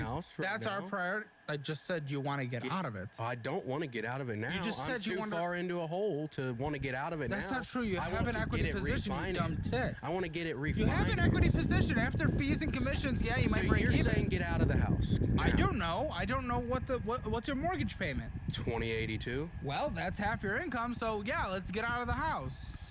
Well, if you add the $800, is it half the income? I know. What? The $800 I get from the cousin. Yeah, and that's only $800? Yeah. And that helps, but does cousin want to live with cousin forever? Does he want to stay there forever? I'm sure probably not, no. Yeah, and you already have a substantial income. Yes, I hope it goes up, but you already have a substantial income and you couldn't afford this mortgage on your own. If I refinanced it, could I afford it? Maybe. Rates aren't that much better, and with your credit score, I highly doubt you'd get much better of a rate. So I don't know what you're talking about unless you're getting like a wild 40-year mortgage. No. What does it matter? You're going to make it past the 30-year mortgage anyway? No offense. Shut up. No. That's not even a joke. I'm down 10 pounds. That's good, but I do React content, and we just watched this Well, this isn't fat and fatter. This is financial audits. No, for this one, it would be fat and fatter and fattest. Who's fat and who's fatter on the show there? You. Who is in your other show, fat? Again, it would be fat, fatter, and fattest. That's not the point. That's not the point. People, we you know, the community and I, if we've been doing the live streams, we dove a lot into health statistics and a lot of stuff. And content creators that are in like the morbidly obese world, which you're in the morbidly obese world. I'm barely in the obese world. Almost out of it. But either way, yeah, they die in their 30s and 40s. You want to be around for the fucking kid. I was thinking more 60s. Your body isn't. Your heart isn't. Well, arteries aren't. I've been getting... In that part, yes, 10 pounds is good. 10 pounds over what? A month since I've started. That's good. Mostly water weight, but that is good. Keep going. Yeah. Okay, that's fair enough. So... what have you done to try to get out of the hole then? If our entire thing, it's 170 calories right there. Yeah. Liquid, you're drinking liquid calories. What's even the point at that point? Big guy. 46 grams of sugar too, but I got a water here too. And you're drinking the 170 calorie Mountain Dew instead. It's my favorite. So what? That's great. I want you to live for your kid. But that's why I was saying a 30, 40-year mortgage doesn't really matter because I don't think you're going to be there. I drank a 0% monster, Okay, a zero sugar monster right before. I don't care. You're drinking that right now. It doesn't matter. So what have you done to try to get out of this hole? If you're acknowledging you're in a hole, what have you done? I mean, told you hired a financial advisor. I withdrew all I could from my 401k. That's digging out of a hole? I had over 30K just in credit cards, and now I'm down to like 20K. So you pay a 10% penalty, and then you're taxed at your tax rate, and you're not at an insufficient tax rate by any means. So you paid essentially what, maybe like 20% overall. So it was like a 20% interest rate on your 401k that you essentially were charged, lost. Yeah. And then put that towards your debt. Hopefully your debt was like 30% that you put it towards. It doesn't even matter because your debt is still $41,875. How much did you have in retirement? I currently have had like 30. You pulled out 30? I pulled out 10 something, but when? Like less than 2 months ago. Oh, for sake! Without changing any behavior, we just saw you spend $10,000 more than you made. 2,000. Maybe those numbers include me paying off more on the credit card. I don't think so. Typically not. Not that I see. But maybe. We'll see. No, it wasn't. Debt payments totaled about $1,000. Oh. Not net though, because we know that ain't net at the end. That is what you put in before you spent any money. So, again, I have a note that you hired a financial advisor. Yeah. What happened? Because you're a mess. You're literally gambling all your money away. I don't get it. He suggested that I pull out a lot of money, pull out my 401k. Mathematically, he didn't see your behavior, and if you it doesn't work if you don't change your behavior, because then any debt you pay off, you're just gonna build back up if you don't fix your behavior first. And that's bad financial advisor. That's part of these credit cards. I balance transferred and then just racked up the credit card again. Yeah, people want to jerk off out there. Caleb doesn't even have a financial advisor license. Yeah, well, look what a financial advisor just told him to do, and look how it turned out. I still have 15 something in the retirement account. Yeah, that's half. Yeah. Don't need a certification CPA for that one. Yeah. CFA or any of them. I thought it was a good idea because we did all the numbers. We calculated how much all the bills were. And yes, it goes towards debt, but without changing behavior, debt goes up and your debt went back up again. You just said this. So what the f are you talking about? Why are you still trying to go on about that? We just went about that, dude. By the way, I also have in the gambling world that you don't keep track of losses, so I don't even believe you when you say $500 to $600 a month. Because you told Colton, the producer, that you do not keep track of losses. No, so you wouldn't even know. But overall, lifetime, I've maybe only down a couple thousand. You wouldn't know if you. The guy who doesn't track losses is trying to tell me what he's down by. What the f are you talking about? You've been gambling since forever, right? Again, I honestly wouldn't care as much if you weren't a father. It's what I like to do when I have the time. Okay, there's a lot of things I like to do. Doesn't mean I'd go do them. I'm sure I would love it, but if I did it, that doesn't mean I'd do it. The idea is that I win and that I can pay off some of these cards. Okay, that idea has completely failed, so shut the f up. Did your financial advisor tell you to do that? The gambling doesn't come up. How much did you pay this financial advisor? Gambling didn't come up when talking about your finances to a financial advisor. No. Okay. Why would I bring that up to him? He didn't ask about substantial amount of your money going out. Okay, so how much did you pay the financial advisor? I have life insurance through the financial advisor, so for a meeting with him, I don't technically pay him for that. But it's his actively managed fees for your life insurance. Yeah, I actually don't know. Okay. I have no idea. I have zero clue how much I'm paying. I know how much the bill That's is hilarious. for the life insurance, but I don't know. And what's that? Like $86. Locked in before I was fattest. You used to not be fat? I mean, first year of college was my lowest. I've since gained about 70 pounds. 70? Yeah. That's a lot. Yeah. So I guess 80, but I'm down 10. So, but yeah, it's tough. Let's talk about student loans. I know it's something we all avoid talking about, but if your private student loans are crushing you, Y-Refi might be exactly what you need. They don't rely on your credit score alone. They look for borrowers who have the desire and the ability to repay. That is a game changer in a market where most lenders only see a number. Interest rates under 6% guaranteed. That's practically a unicorn in student lending. Debt on loan Main issue was that I wasn't making what I'm making now, and I had the house the entire time. Didn't have a roommate either at the time. I just spent on the cards the entire time. What is this? Why do I have this note? They're giving me this note. He thinks Vegas will fix his life. What the does that even mean? That sounds like the literal villain to your entire story. What are you talking about? I may or may not be going to Vegas in September. Why? That's like the worst city you could pick for you. Have you been? No, I've never been to Vegas. Oh, no. I've never been. Oh, no. And it's going to be great. No, buddy, are you not on the show to fix your I am. Then what the is wrong with you? You know Vegas is bad. I wasn't going to go. My grandma, sister, mom. Grandma? She wanted to go. She'd never been. She wanted to go. And it's like our last family vacation ever type thing. What? I bought the plane ticket like yesterday. Are they all dead? Dying?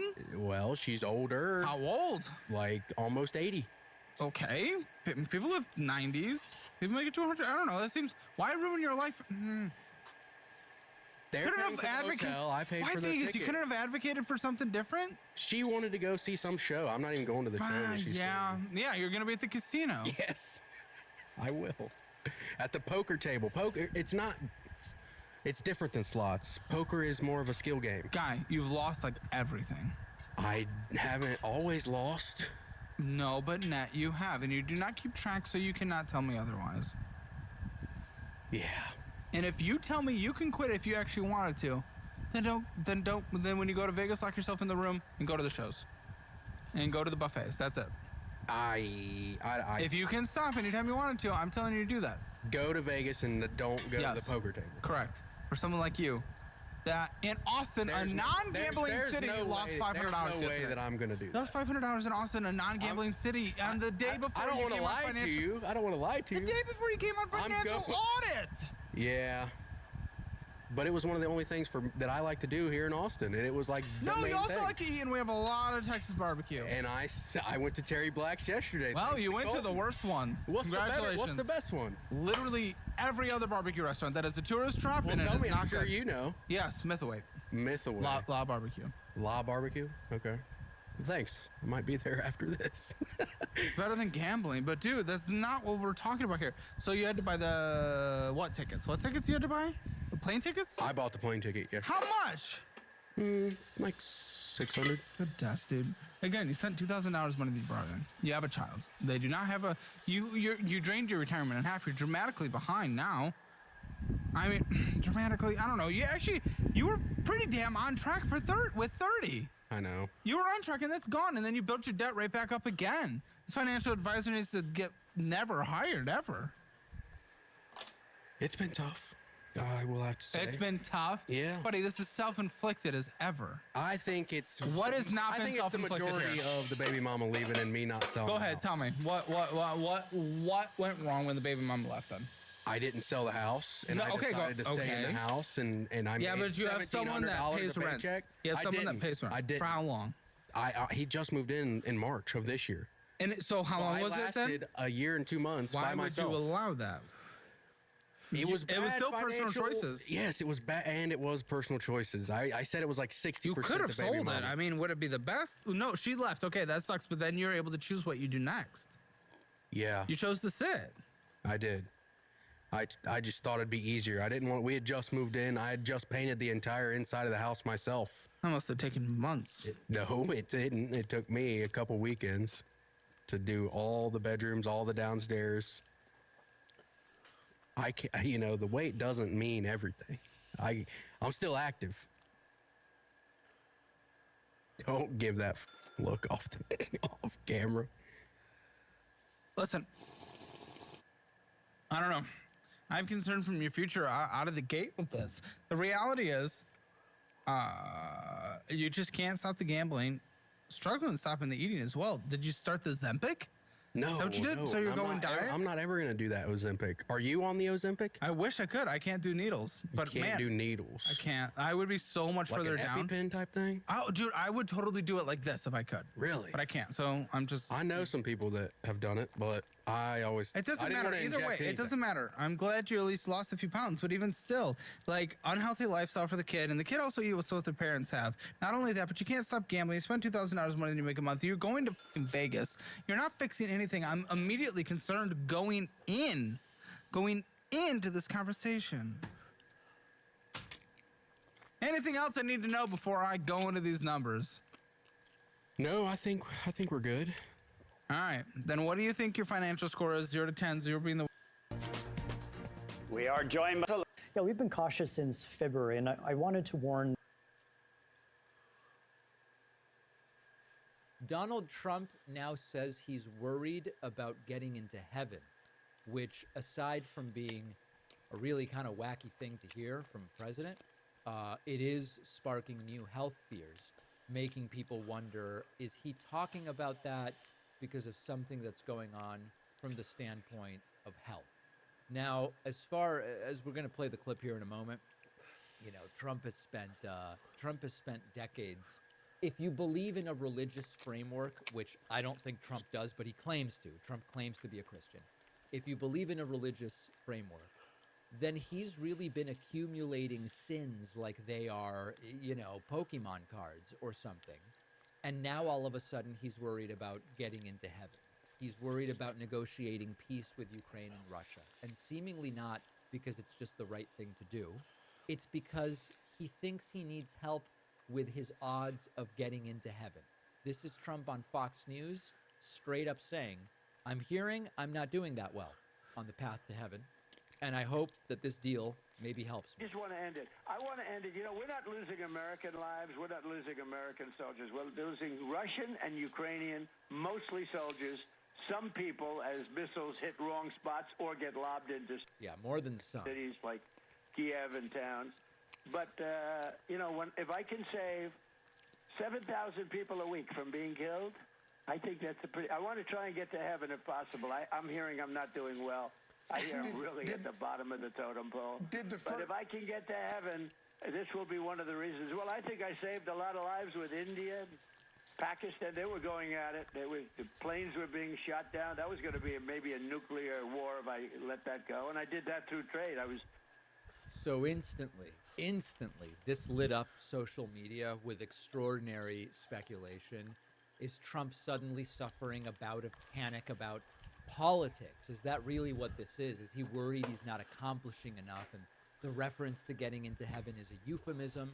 Or does Donald Trump know something about his health that isn't being made public? The answer to that question is almost certainly, but is it something serious? And remember that this is the same Donald Trump that...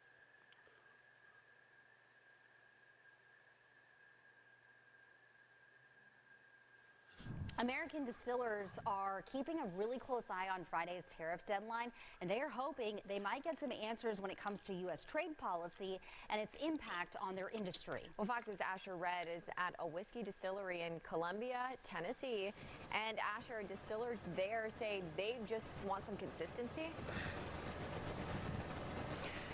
Well, good afternoon. Farmers and distillers say this back and forth in trade negotiations is really complicating their planning and production process. But if the U.S. can reach a deal with Canada by the end of this week, they think they might be able to get their products on Canadian shelves soon. We have pallets of product that was bottled and designated for Canada that are sitting in our warehouse. Heath Clark says about 25,000 bottles of his whiskey are collecting dust in the warehouse. Back in March, Canadian provinces retaliated against President Trump's 25% tariffs by pulling American liquor off its shelves. Clark's whiskey was one of them. And in those cases, you've got product that's now homeless. Canada is trying to make a stand, boycotting American liquor and wine in response to President Trump's trade policies. Ah, yes, I remember seeing that on social media. Stores from Vancouver to Toronto have cleared Jack Daniels, Maker's Mark, and Sailor Jerry off the shelves. Here's the thing, though. Trump isn't bothered by it. U.S. companies aren't crumbling, and what should be a win for Canada is just a messy spectacle. Meanwhile, Mark Carney is left struggling, trying to manage a boycott that's hurting Canadian shelves more than it's touching American businesses. Yeah, it's a quick reminder that in this trade war, Trump calls the shots and Canada is the one overreacting. So why did Canada do this in the first place? Well, let me tell you. It all started when Trump put a 25% tariff on Canadian goods and made those headlines about how maybe making Canada the 51st state. Oh my gosh. He wouldn't let up about it. But it did cause an effect. It did not sit well. Because you see, Canadians got upset and stores started clearing American liquor off their shelves. Whiskey, rum, gin, they replaced it all with local stuff like Maverick Distillery, Barn Burner Whiskey, or Coffee Reserve, coffee blended Canadian whiskey, even at tasting events. But the only options were Canadian, Irish, or Scottish because drinkers flat out refused to try American brands. Now, don't get me wrong, it looks dramatic, but here's the thing. The boycott might sound like a big deal. It sounds big, but mostly just symbolic, like the U.S. alcohol market is massive, and these companies still sell every...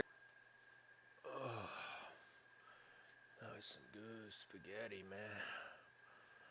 Yeah. Canada's job market looks promising on paper. Booming industries, growing immigration, and Hell no, the job market is shit.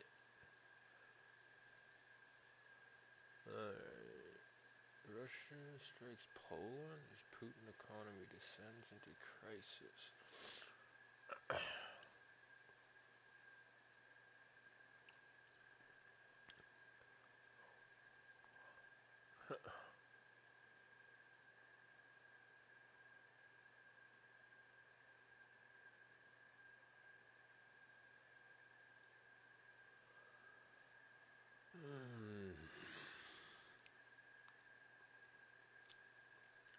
Public warning, 200 Barton Street, Tim Hortons, currently has bed bugs. Oh, how Canada has fallen in 2025. We're going to be talking about this subject and the Canadian struggles and what life is actually like right now in Canada. Going over a bunch of topics. So with that being said, let's dive straight into it today. Public warning, 200 Barton Street, Tim Hortons, currently has bed bugs near General Hospital. Please contact head office. Now, bed bugs are absolutely brutal. I had a friend in high school who had bed bugs. I didn't know about it. I remember one time just sitting on his couch and then getting really itchy. I thought I had an allergic reaction to the fabric on the sofa. That's how little I knew about bed bugs at this point. I always thought it was kind of like a myth or something, you know, like just a phrase people would say, like, sleep tight, don't let the bed bugs bite. I literally thought they were a thing of fiction until I was about 17, 18 years old when I was bit by a ton of bed bugs. Since then, bed bugs always freak me out, so to know that there's bed bugs in a Tim Hortons is really scary, and they're also on the TTC as well. I've seen stories about that, so if you are in Toronto, I guess stay away from Tim Hortons or the TTC because you might get some bed bugs. 142,000 patients walked out of BC's ERs untreated last year. That's up 86% from 2018 to 2025. Healthcare is a fundamental service the government needs to provide us in this infrastructure today, and it's not happening. The last time I went to an emergency room, I waited 12 hours at the Oakville Trafalgar Hospital for a potential brain aneurysm. We don't even have a family doctor in my family, and we were born and raised in this country. 142,000 people leaving the emergency room in BC untreated? That's unacceptable. And I get a lot of people are not using the emergency room correctly. I get that because they don't have a family doctor. They may be coming in for a cold. I get that. But a large portion of those people are going to the emergency room. I don't know about you guys. I try to avoid going to the ER, going to the family doctor until I really, really know, look, something is wrong. I have to go. Personally, I know that's probably not the best thing. You should be going, speaking to your family doctor. If you have any inkling of what's happening, you should be going and doing something about it. That's my mistake. I'm going to try to fix that. But even if I went to the doctor, I went to the hospital, I can't even get a doctor right now. But if I went to the emergency room, I'm going to expect to wait 12 hours? Yeah, can you imagine being in an emergency room and then just saying screw it after like a 10-hour wait to see if you have a sprained ankle or something like that? I remember having blood pouring down my face in Toronto playing soccer. I went for a header and then his chin caught the top of my head and my head was actually bleeding during the game, so I ended up leaving, going to the emergency room, and I waited there for 4 hours without anyone coming to see me, so I literally just left and I just sucked it up and I ended up just having a scar on the top of my head because I wasn't waiting these crazy times. It was like 4 hours. I don't have time. A lot of people don't have time to wait, and in this circumstance, because it was an open wound, it was actually more of an emergency, and I wanted to see if I needed stitches, but unfortunately no one came to me, so I had to leave, and to this day I have a small scar on the top of my head. Bravo, Mark Carney. If you thought that you voted for a guy that wasn't going to save Canada, boy oh boy, look what happened today. Now, Mark Carney was told by Donald Trump now that your tariffs from 25% are going up to 35%. Now, most of us in the know realize that Donald Trump is this hardcore negotiator, and he's just trying to get a deal. So he's going to threaten and threaten and threaten. But now it's 35%. So the threat is kind of real because a lot of businesses in Canada ship to the U.S. So now that customer base is going to be in danger. Now, the question, of course, is why is this happening? Donald Trump continues to say it's fentanyl. But we all know that yesterday, Carney decided to recognize Palestine in September, maybe. And then Trump was like, oh, Canada, why are you being so difficult? So again, we don't really know what the heck the reason is for all this difficulty. But for sure, my hunch is America just wants Canada. We have so many natural resources, so much lumber, so much oil. We got everything to be a super rich nation. We could probably be like those Middle Eastern countries where they just give us money all the time, plus we can have a job. Like Canada is loaded. But of course, that's not the way it works. We never wanted to get our resources out. We never wanted to actually make Canada a great country. But now, push comes to shove, we got to figure out. The problem, of course, is that from now until 10 years when pipelines can actually be built, we're on the hook. Canadians are going to need help. So I'm not sure what deals that can be made. I don't know if Europe and China and Asia can equal America, because shipping, maybe if we ship you with Canada Post, because now Canada Post is in trouble, we ship with Canada Post, give them another reason to exist, but it has to be accurate, it has to be reliable, things would have to get there on time, so maybe Canada Post isn't the best option for Canadians. But ultimately, we're in a hell of a lot of trouble right now, and I think it's really up to the Canadians to figure this thing out, because Canada does have a lot of natural resources. Canada absolutely has a very low population. So something's got to give in this equation, that if we want to be self-reliant, cars, phones, computers, we got to make our own stuff. And if we're not making our own stuff, I don't know how we can become our own biggest customer, because we don't make anything. It's true, Canada has lost so much of its manufacturing base over the last 3 decades, and really, we are a country with a lot of natural resources that are untapped. So with all of that potential, we could be making so much money. We could actually be one of the wealthiest countries in the world, but unfortunately, we just don't use enough of our resources for that to actually happen. Also, when it comes to the Canada Post, it's funny that you brought that up, because the last video I wanted to react to today is about the Canada Post, and yes, negotiations are not looking good. This is still happening. Canada Post workers rejects final contract offer.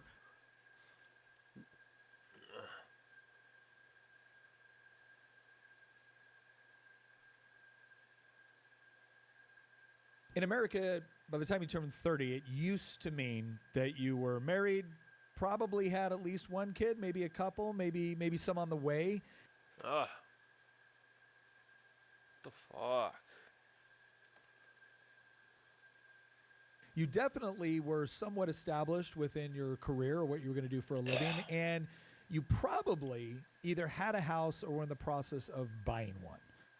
But that's not the case for a lot of Gen Z. We have two graphs today, that we're going to analyze for this episode to try to take a look at what is going on, because every generation seems to have an answer for Gen Z. The boomers, Gen X, millennials, everyone just thinks that they should probably just, I don't know, work harder or pick themselves up by their bootstraps. And guess what? There's probably an element of that is true in certain circumstances, but it cannot be denied that certain things have changed. Certain conditions have changed that make the environment different from Gen Z. And that doesn't mean that nothing can be done about it. It just means it has to be properly understood, because if you're giving answers that worked under different conditions, well, don't be surprised when they don't work under current conditions. And what's really dangerous is that if you're giving good advice, just not for the right moment, people can come to the conclusion that it's the good advice that's the problem, since it isn't working the way you promised. And what we need to understand is the operational environment in which Gen Z finds itself, so that we can offer solutions and offer better conditions so that they can start to achieve the things that most Americans just kind of took for granted. That's what we're going to be discussing on this episode of Making the Argument. I am your host, Nick Freitas. With me in the studio, my beautiful bride, Tina, Queen of the Bees. Hello, everyone. As well as our resident historian, our political prognosticator, the Oracle of Virginia, and new homeowner. Yeah, hide the keys. I'm changing out the locks. Don't worry. Recording. Yeah, sure. All right. Anyways, yeah, congratulations, Christian. I bought it today. You are a millennial and a first-time home owner, and it's a nice place. It's a nice place. It is a nice place. Yeah, so it needs a little bit of work, but I mean, part of the reason that we're going to do today's podcast is because it was just a few years ago that I was telling Tina, I'm like dooming really hard. I'm like, I'm never going to be able to buy a house. It's never going to happen. And in my case, things worked out in the sense of like I found really good jobs. I saved a lot of money. But, it was a difficult process. I actually got denied for my first mortgage application. Mm-hmm. It took me a little bit of work to make this happen. And I look around and I look at anybody younger than me. I'm 31. And it's the numbers that we're going to go through today. There's two charts that we're going to go through. And you're going to see these and be like, I understand why you wanted to do a podcast on this, because they're just shocking. And I don't see any politician. You're going to be the exception. I don't see any politician talking about this monumental crisis that I think is facing younger millennials like myself and really the Zoomers, Gen Z. Well, speaking of monumental crises and saving future generations, you know where you start to save future generations? In the womb. That's right, and that's where Live Action comes in. They are the sponsor of today's podcast. Live Action has about over 8 million followers on their social media platform, and the reason why that's important is because Live Action understands that this is not just a political battle, it is a cultural one, and a big part of encouraging people to embrace what it means to not just be a free person, but a mom and a dad, is to actually elevate how wonderful it is to actually have and raise kids. And Live Action does an incredible job of it. I have loved working with them for several years now. And look, they get about 40 million views on their content where it comes to man on the street interviews, where it comes to actually talking to people that used to be in the abortion industry, people that have been victims of the abortion industry. They do an excellent job advocating for the people that have been harmed by this industry. And I think they were instrumental in ensuring that Planned Parenthood got defunded, because regardless of what you think about this issue, Planned Parenthood should not be getting tax dollars from its victims. And that is exactly what's been going on. However, it's only been taken out for 1 year. If you want to continue to make sure that your tax dollars no longer go to supporting an industry which destroys innocent human life for money, then I would highly encourage you to team up with Live Action. And one of the ways you can do that is you can text NICK, text Nick to 70723. And if you would like to submit a monthly gift of $20.25, that's $20.25 to Live Action, they will send you the handy dandy Save the Babies coffee mug. We all know how I love my coffee mugs, but I really do love Live Action. Like I said, I've worked with them for years. You can be assured that if you are donating to this organization, they are spending that money ensuring that they are helping to save innocent human life, but not just innocent human life. They're not just saving babies. They're saving the families that will then raise those babies by helping with crisis pregnancy centers and by extolling the virtues of strong families in America. Go to Live Action and check them out. I'm going to tell you right now. Check them out. A great organization. Text NICK to 70723 to learn more. All right, so let's go ahead and set up the framing for this episode. So, 2 graphs. This is what we're going to look at. 2 graphs in order to try to understand the situation that Gen Z is going through right now. And again, this is the part that I would ask everyone to do as we're looking at this. We're going to go into the perspectives of Zoomers and older Americans and Gen X like Tina and I, millennials like Christian.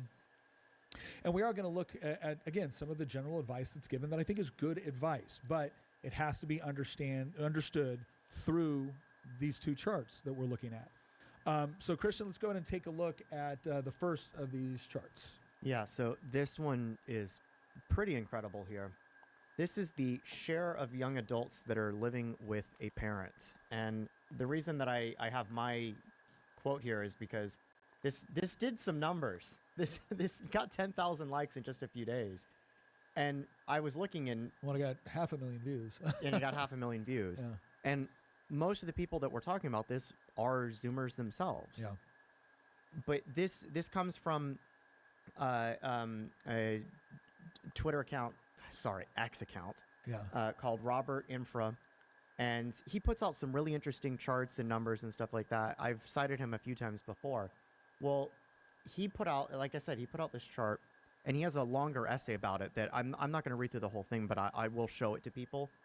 And this is, again, the share of young adults living with a parent. And when you look at this, because we'll describe it for the audio listeners as well. Yeah. When you look at it, you see that it was hovering at around 40-ish% at the turn of the century, 1900. And then it climbed through the 20s, into the 30s, into the Great Depression, which makes sense. And it peaked at about almost half, right? 48% at the height of the Great Depression. And what happened after the Depression was it plummeted. We had World War II. So it plummets in 1940, where you got a lot of young people that are enlisting in the Army. I think the Army got up to 8 million. Well, yeah, they're not living at home when they're storming Normandy. Exactly. But then something also happened when we won World War II. Most of what we would say our competition for manufacturing, industrialization, had been bombed to the Stone Age, right? So they were all rebuilding after World War II, and so we had this period. We had this huge boom in the 50s. Yeah, from 1940 to 1960, especially. There's this 2-decade period where the United States had massively industrialized. We'd already been an industrial power, but we massively industrialized, and we had almost no competition from the rest of the world. And so we really were the manufacturing powerhouse, not just because of good things that we had done, not just because of good things like, free markets and things like that, but the fact that, again, we had very little competition around the world, and we had high demand for American products. And we had, again, left World War II relatively, comparatively unscathed, right? Nobody was firebombing, Detroit, or for Detroit to look like it had been firebombed took actually like 6 decades of progressive politics. But that's where we were at. And so you saw this drastic drop all the way to the 1960s. And then in 1960, it starts to reverse. So it drops from about the height of the Great Depression is about 48% of young adults still living with a parent. And then it drops down to under 30% by 1960. And there was also a cultural change that was taking place here that I think needs to be understood. Following World War II, you got to understand the generation that lived through the Great Depression, fought World War II, they came back, and there was kind of this idea that they were going to create a better life for their children. There was a lot of optimism about being an American, about America's future. We had just defeated the Nazis, and we had the looming threat of communism, but we were kind of feeling on top of the world for obvious reasons. And there was this drive to increase home ownership. There was this drive to, this idea of the American dream, owning your own home, having a family, doing all these things. The 40s to the 60s was really, especially 45, post-World War II, was really fertile soil for this idea. You had a very motivated, competent class of Americans under very good conditions that were very motivated to create this sort of environment for their kids. And because a lot of that was creating this environment where they could launch, all that was taking place. But then 1960, you start to see some changes with respect to, again, global competition. Honestly, even from 1960 to 1980, it's still really at a major low. It's not really until the 80s that you see a jump into 2000. Yeah. And really since 2000, it just climbs. I actually tend to think that the abnormal part of this chart is actually the dip. I feel that is abnormal. I feel like fair. human history in the past, usually families don't break apart the way they do now. Usually people are helping to support their families, and everyone starts working and supporting the same family together. And it wasn't till they decided to start their own family that they did break apart. And we got into this new era where I can go work and make money for myself and get out from under my parents. And, you know, and there was this 60s rebellion thing too, where it was like throwing off the traditional shackles sort of thing. And now I'm going to go make my own way in the world. And that really wasn't as much of a thing in the past. In the past, families stayed a pretty close unit. And so I come from a totally different perspective here. And I think the dip is actually abnormal. Real quick, we definitely want to get into that perspective because I think it's an important one and it's one that doesn't get mentioned very much. But for laying the groundwork for where we're at right now, there's no question that it's at an all-time high. So it dropped all the way down, and now it's back at rates higher than the Great Depression. So regardless of whether you think the dip, going down into the 40s and 50s was even an abnormality, the height of where it's at right now is definitely an abnormality because the only time it's been at that in U.S. history, at least tracking since 1900, right, was the height of the Great Depression right before World War II, and again, it's even higher than that now. And the difference is, the difference is that at the Great Depression, you would expect it. But we're not told we're living in a Great Depression right now. We're told we're living at kind of the height of prosperity, right? It's the NASDAQ and the New York Stock Exchange hasn't tanked. We don't have. No, it's at an all-time high. We don't have people throwing themselves from windows and stuff like that because they just lost everything. So it's very different, right? The motivation is different. The whole motivation is different. And I think that's the important part of the framing here is that something different has happened that we kind of intuitively understand why it happened in the Great Depression. We do not intuitively understand why it's happening now. Was there anything else you want to add before we go to the next chart? Yeah, there's one thing that I want to bring up here. When you look at the turn of the century, this number, about 40%, makes sense when you consider how agrarian our society was 125 years ago. And so this 40% number is largely families that were living in the rural countryside where you worked on the farm. And then you eventually inherited your father's farm. Yeah. And you had multifamily dwellings. So you had a house and then maybe you had another small little house when somebody got married, but it was still on the same property. And that's that communal style living. But we still had cities, and so that's why it's not 100%, right? Yeah. Because if you were living in a city even in 1900 in New York, yeah, you did probably eventually move out and get your own apartment by the time you were like in your 30s or even in your 20s, actually. And so I think that this number is kind of normal for the type of society that we had where it was heavily agrarian in some ways, but we did have urban centers.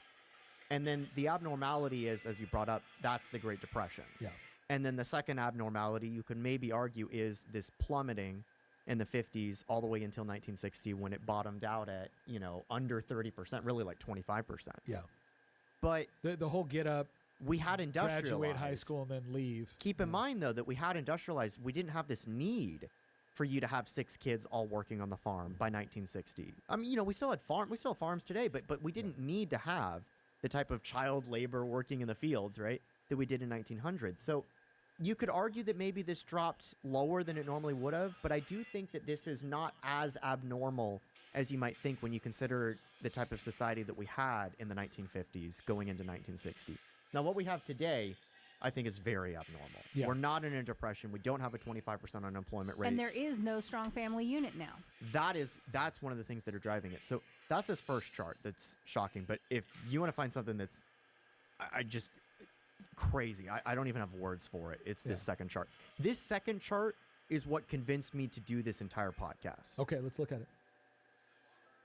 This is the percentage of 30-year-olds that are married and homeowners. Yeah, that's nuts.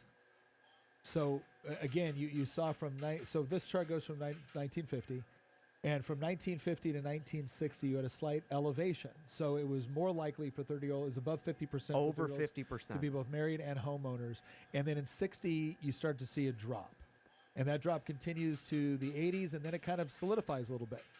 Or it levels out a little bit. It It's still slowly dropping. drops until the It's slowly 90s. dropping, but it's still level. And then when you get to 1990, it plummets. It just absolutely plummets until 2010, and you see like just a very slight correction. It's still plummeting. And then in 2020, it's plummeting again. But We're it's at an all-time low. But it's fascinating how the most precipitous drop starts in 19. It's like we hit a cliff. And to put it this way, in 1960, it was like 55, almost 55% of 30-year-olds were married and had a home. Homeowners. Yeah. Were married and had a home. Yeah, so that was and the average. today, Yeah. it's 12%. Yeah, that's crazy. When this chart was, and by the way, this guy, Nathan, he was the one who first posted this. This chart has been reposted thousands of times on X. I saw a tweet actually from Marjorie Taylor Greene, of all people, who she tweeted about this, and it got like over 40,000 likes, and she was like, this is terrible. I hope that we can fix this. And she was like one of the only members of Congress to tweet about this. This chart, I think, is far crazier than the other one from Robert Infra. Yeah. But I think that they're related. And so the reason that I brought these charts up is because this is what we're going to be reacting to in today's episode. Why is this happening? What are the consequences of it? You know, how are different generations feeling about this? Because I genuinely don't think that anybody over the age of, you guys might be the exception, but I really don't think that a lot of people over the age of like 45 understand what's happening right now. It's, if you are my age or younger, you feel like that your future has just been stolen from you. And when you look at stuff like this, and you can just intrinsically feel when you're getting into your late 20s that like, this is not the way that it was supposed to be. I was supposed to be married and in a house by now, and I'm stuck living with mom and dad. If there even is a mom and dad, because so many of them are divorced now too. Yeah, yeah. And well, everyone at this table comes from a divorced family. All three of us. Let's also highlight the fact that parents have been full on like browbeating their kids into putting off marriage and making sure that they get their career in order first. So because they haven't been able to get their feet under them career path-wise, that time when their parents think it's okay for them to finally find the one and settle down gets pushed off further and further too. Like I feel like parents, like boomer parents, Gen X parents, all the ones that sat there and pushed their kids, no, oh, you're too young to be considering relationships, or they basically snuffed out younger relationships and things like that, which also snuffed out the motivation.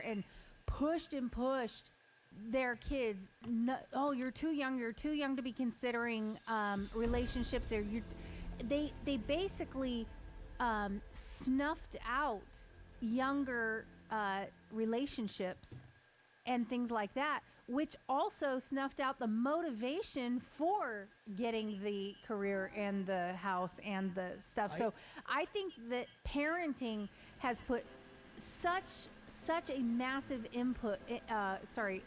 imposed this massive importance on pushing relationships till further down the road.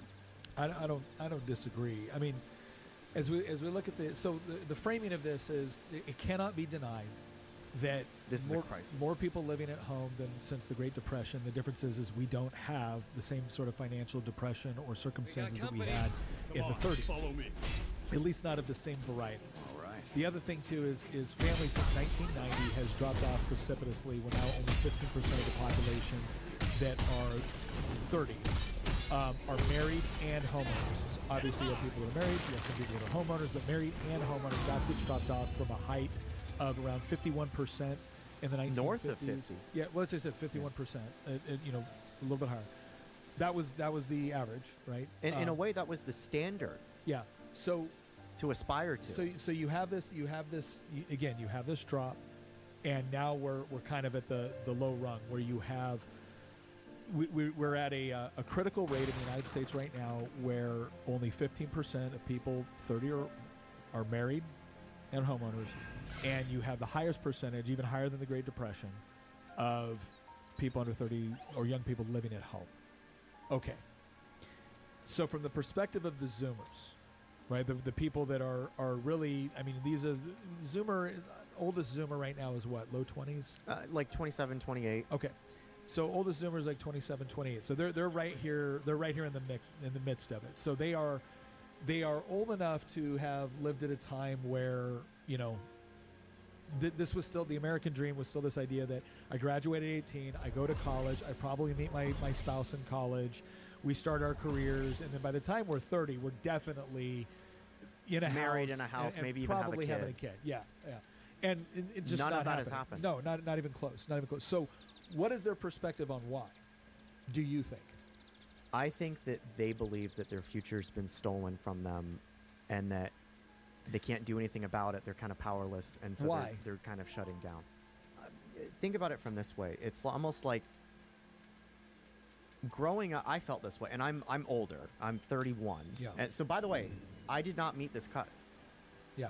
Because I'm not married, and I just bought a house today. Yeah. Yeah. So I did not. I'm part of this 12%. You're single by now. I just said I'm not married. But what I'm trying to say is there's also, it would be nice to see a companion chart that showed unmarried homeowners from that time and this time to see if the number flips. Oh, it's really low. Like I tweeted a few hours ago a picture of my of a key, and some of the comments from people, I won't bring it up, but like some of the comments from people were like, "Oh, congratulations, you finally cleared this like milestone, this huge hurdle that so many people in your age just can't clear." And like there's dozens of these comments from people. And usually you get married before you get the house. Yes. And so like you'll rent for a year or two, and then you'll move into a house with your spouse. Usually it might be around the time that you're having a kid too, because you want more space to start the family. And I mean, I can tell you that like when I bought this house today and I told people about it, like the comments were filled with people that were like, "You did what is increasingly impossible for people in our generation." And what they mean by that is really zillennial, right? The youngest millennials meeting the Zoomers, because generations aren't monolithic. Like I'm a millennial, but I have a lot more in common with my Zoomer sister, who's she's 25. Yeah. Well, actually, she's 24. And I feel like I have a lot more in common with her than somebody born in 1980. Sure. Who's also a millennial. Well, I was born in 79, so I have more common with somebody who was born in 85 than I do somebody who was born in 65. Right. Yeah. Right. So yeah, that's understandable. So but like their perspective is, I think that they just feel like that I don't know what to do, but it wasn't supposed to be this way, and I don't know why this has happened, but I've been screwed over somehow, and I'm just going to shut down. Like they're shutting down. I don't have other statistics to show you. I will at some point near the end of this podcast show this essay from Robert Infra, because it's worth seeing. I'm not going to read through the whole thing, but Forest is different. He goes through some of these other statistics, like when you look at things like the suicide rate, the unemployment rate, the labor participation rate, mental health, like all of these things are showing that younger Americans are just in a total crisis. It seems interesting to me that at previous times throughout history, one of the motivating factors of, you know, getting a good job and doing the things that, you know, you need a house and whatnot, is, you know, success was seen as having a family and then having disposable income. And family and disposable income is what allowed you to enjoy the finer things in life, whatever that might be. I do think we're living in an interesting time in human history to where you actually need relatively small amounts of income to actually have access to what would have been considered, you know, magic 100 years ago, right? The idea that you can just pick up your phone, and access the internet and play games for free, and for $10 a month you can stream thousands of movie titles. This, Or the idea that you could have a hot shower. yeah, this would have been absurd to me at 15. Right, that wasn't a thing. The internet was starting to become a thing, but there was. I remember the first like computer we bought. It was like, oh, you have 250 megabytes of RAM. You'll never use all of that amount. It's like now my smartphone has more computer power than the space shuttle did. Right, like so. There is this interesting component where when it comes to just getting cheap dopamine hits, right? It's very, very easy, minimal effort to be able to get, forms of entertainment and things like that. And I do think that factors into things. We're living in that world that the WEF marketed. You'll own nothing and you'll be happy. Yeah. Except we're increasingly not happy. It's kind of like the Matrix, right? It's this idea that you almost feel like you're being kind of eaten away. But, you got food, you got clothing, you got housing. There's very few Zoomers that live in the United States who I think feel like they're on the brink of starvation or homelessness. Spiritually, they are starving. No. But that's a difference, right? Well, that's a need difference. A purpose. They need to feel. So, I feel like, first of all, they were sold a bad bill of goods. They were sold a lie. It was like a total bait and switch. Go and do this college career thing, and you'll be able to make all kinds of money. And then it was, it doesn't matter what degree you get, all they care about is the degree, so just get it in whatever you want. And so then they start getting junk degrees, and then employers start being like, I don't like these people we're employing, they suck because whatever. I feel like we're getting more into like the analysis of like what's happening to them. From their here's how I would put it. I remember when I was like 20, 21, a decade ago. Crazy to say that. And I was thinking to myself, yeah, I will be married and hopefully we'll have one kid by the time I'm like 28. Yeah. Well, that was, 3-4 years ago. And you also look at it from the perspective of, you did well in school, you went to college, you got a job immediately following college. You've always stayed employed. It's not as if you were off doing meth somewhere, right? No. Like you did all the things. I wasn't LARPing as the folks from Breaking Bad or anything like that, right? Like, and I didn't do any of that stuff. I feel like I did everything right, or at least everything that was told of me. Yeah. I went to school, I got my degree, I got a job with you technically a couple months before I even graduated, and I even graduated early to take that job. So that's an important perspective, because I think this is the part as we get into the perspective of kind of like older Americans. Right, I'm 45, about to turn 46. I think that's part of the. I think there's a couple of disconnects that are going on right now. But I think if you're 25, and you're looking around going, okay, I am lucky to have a job where I make $50,000 a year. And the average house price in rural area that I live, like we live in a rural area in Culpeper, the average house price is like $400,000, $450,000. And I'm looking at my income, and I'm looking at what you got to save to get a down payment, and I'm looking at that, and I'm thinking to myself, there's no way. There's the math don't math. Now the older American comes and looks and is like, well, we've all had our struggles, and that's true, right? Like every generation tends to have some sort of struggle or challenge that kind of defines that generation. And if you were growing up in the Great Depression, you might also be saying, you look at the house in the 1930s and think, $2,000, why didn't you buy 12? Because I was making 4 cents an hour, right? Well, because they were unemployed. I was unemployed. It was, we were literally worried about enough to eat, right? There was no this owning your own house thing. And again, you can look at other generations. You have the generation that fought World War II. You have the generation that was living under the threat of nuclear annihilation under communism. You have the generation that was dealing with race riots and the civil rights movement. You have generations that were the war on terror. My generation is kind of the war on terror generation, right? Many of us went off and fought in wars that often, in many respects, became very disillusioned about. So everybody has that struggle that they can kind of point to. But I think the disconnect here is that, again, if you're 25, the war was kind of, and you grew up during the war on terror, but you weren't expected to fight it necessarily. If you're That was rough. Gen Z, Sorry. might have caught like If the I trail. dropped end of the ball. And again, but you have been through that period of life where you did fine in school, you got the college degree. It's just that none of the things that you were told that would produce results in which like you we can could pass look through. back. You could look at your parents and say, okay, you did these things and these results were still attainable. Now, as we saw from the chart, right, 90s is when it started to drop off precipitously. Like it's not a slow, subtle curve down like a couple percentage points a year. It's boom, drops. But there was still this idea that it was attainable. It wasn't considered bizarre if you had done this I stuff. think it's utterly unobtainable now. Well, and I Or think considered what you also saw in the 90s is something that Tina started to talk about was this idea that the idea of that being an ideal started to wane. Yeah. And so the people that were maybe not choosing, they might have had a house at 30, they weren't married.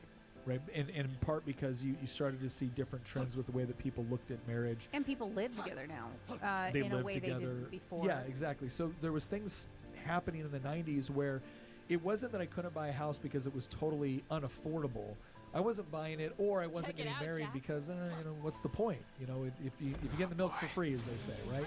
So Can I highlight another aspect that is slightly different as well? Yeah. And that is, first of all, a lot of people would save up to buy a home. A lot of people didn't do mortgages, right? And You're talking about way back. way back when. And then they started doing mortgages. And we could go into a whole discussion about mortgages. However, I feel like the current generation, Zoomers and Millennials, exchange home loans for student loans. And so the average student loan debt outstanding for people right now is $42,000. Yeah, that's nuts.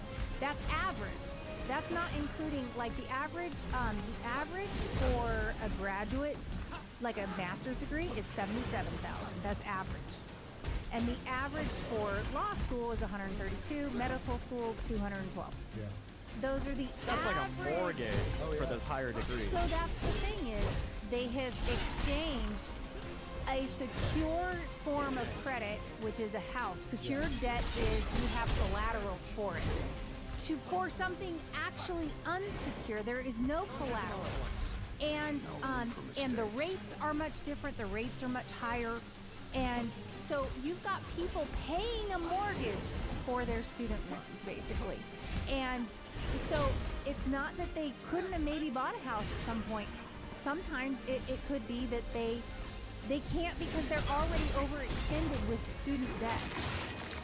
I'm not disagreeing with that, but again, I understand why the Zoomers have the perspective they do. I also think for older Americans, that when we look at it, again, I think it's stuff like that. We look at it, it's like, okay, but these were choices. By the same token, I think if you're a Zoomer or if you're a younger millennial, you're saying, but you all encouraged me to do these. You all told me when I was an impressionable young kid to do X, Y, and Z. That I should do these. That I should You had take to, that. or you would never amount to anything. Yeah, that I would. And look, I was definitely of the generation where both of my parents were adamant that I had to go to college. That college was the key to success. And part of that too is when you look at back in the day, going to college. Like, first of all, there's always been this differential between college educated versus non-college educated when it came to the amount of money you made. And a lot of that had to do with your more demanding career fields demanded more education. By the same token, the way that you went to college was you usually had to secure private loans or you had to have family connections or something like that. So in our egalitarian mindset, it's like, well, it's not fair that somebody who's capable not have the opportunity to go to college. Well, that quickly translated into you should be able to go to college regardless of capability. And so, again, all these things influence decisions. But again, from the perspective of older Americans, it was, well, yeah, the people that went to college, got better grades in high school, went into more demanding career fields, and were able to secure the loans that they did, and then immediately went into jobs and industries which afforded them the ability to pay back loans such as they existed.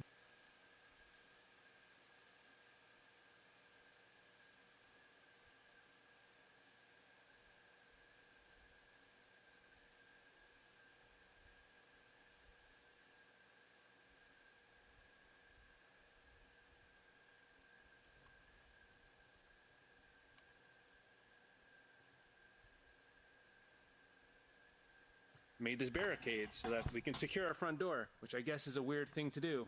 We've got something new in town here. Welcome back to Moose and Loose. My name's David. What do we have new? We've got more tariffs, of course. Donald Trump opening up his 50% tariffs to more Canadian products. We've got a ton of updates here, whether it's the Nova Scotia forests, the guy from the story yesterday where he defended himself from a home invader, some newcomers who robbed a grocery store. We got a whole bunch of stories here. Let's jump into this. First up, we got this one here. Canada named most positive leader on world stage. Yeah, what world stage? Mark Carney wasn't invited to the world stage. Do you think Mark Carney is look a at these clown, photos here. or So what's in up the with Oval Mark Office, Carney? look at them all sitting around Donald Trump. This is especially funny if you look at Giorgia Meloni here. Look how grumpy she looks. Where's Mark Carney? He's not on the world stage. Then you got the reverse photo here, all surrounding Donald Trump. It's obvious who's commanding the room here. Now, who isn't commanding the room is Mark Carney. Look how embarrassing this is. So Mark Nixon posting this one. CBC working overtime on damage control after Canada was snubbed in D.C. Canada is taking part as we speak this morning in talks aimed at building on developments from that extraordinary White House summit aimed at ending Russia's war in Ukraine. We have some new images of Prime Minister Mark Carney from that conversation this morning. Frame grabs from the virtual meeting that was co-chaired by UK Prime Minister Keir Starmer and French President Emmanuel Macron. You can make out the Prime Minister there in the lower part of the screen. Look at this! Little Mark Carney tucked in the corner. This is his contribution to the world stage. A Zoom meeting, he's tucked away in the bottom right corner. Focus for the meeting this morning, security guarantees for Ukraine. And we will be watching for an official statement from the Prime Minister's office as to anything that has come from that meeting. This is so embarrassing. Mark Carney is losing on all fronts. Donald Trump wants nothing to do with him because Carney wants to keep all these draconian laws and bills that Justin Trudeau put in to control us. The Americans are trying to get rid of that stuff. It's bad for their businesses too. Mark Carney said no, so Donald Trump says, well, here's some 35% tariffs. See you later. You're not invited to the party. Considering how many billions of dollars we gave, where's Carney? It's not like it's a long flight. Moving ahead here, we've got quite the scene. Pierre Poilievre getting a seat, being the representative for Battle River Crowfoot. And look what he already has. He has 2 constituency offices on day 1. His main office in Camrose and 1 in Consort. He's got 2 offices and Mark Carney still has nothing. But what is this? In other news here, we've got a pride flag being raised at Ottawa City Hall.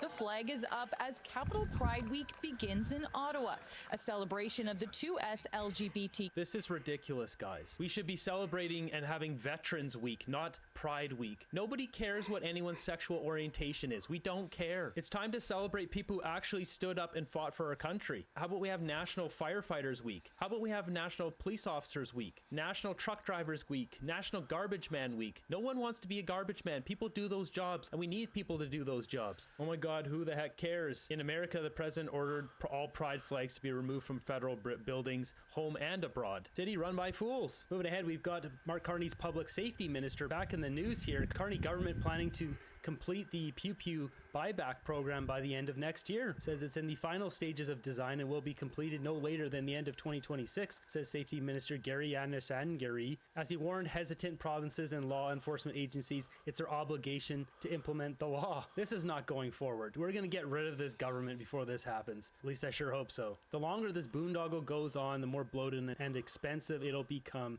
That can work in our interest. Now that Pierre Poilievre has won the by-election, taking a look at some of the other results here, the PPC support is drastically dropping, so this wasn't the final count here, we've got it here. So PPC getting 137 votes or 0.3% in a conservative riding. This party's basically done. I mean, Maxime Bernier, the guy basically lives in Florida. It's time to shut this party down. He's just collecting a paycheck. And with the result from the by-election, Mark Carney's team posted on his Twitter account, congratulations to Pierre Poilievre, Danielle Smith, a bunch of other people.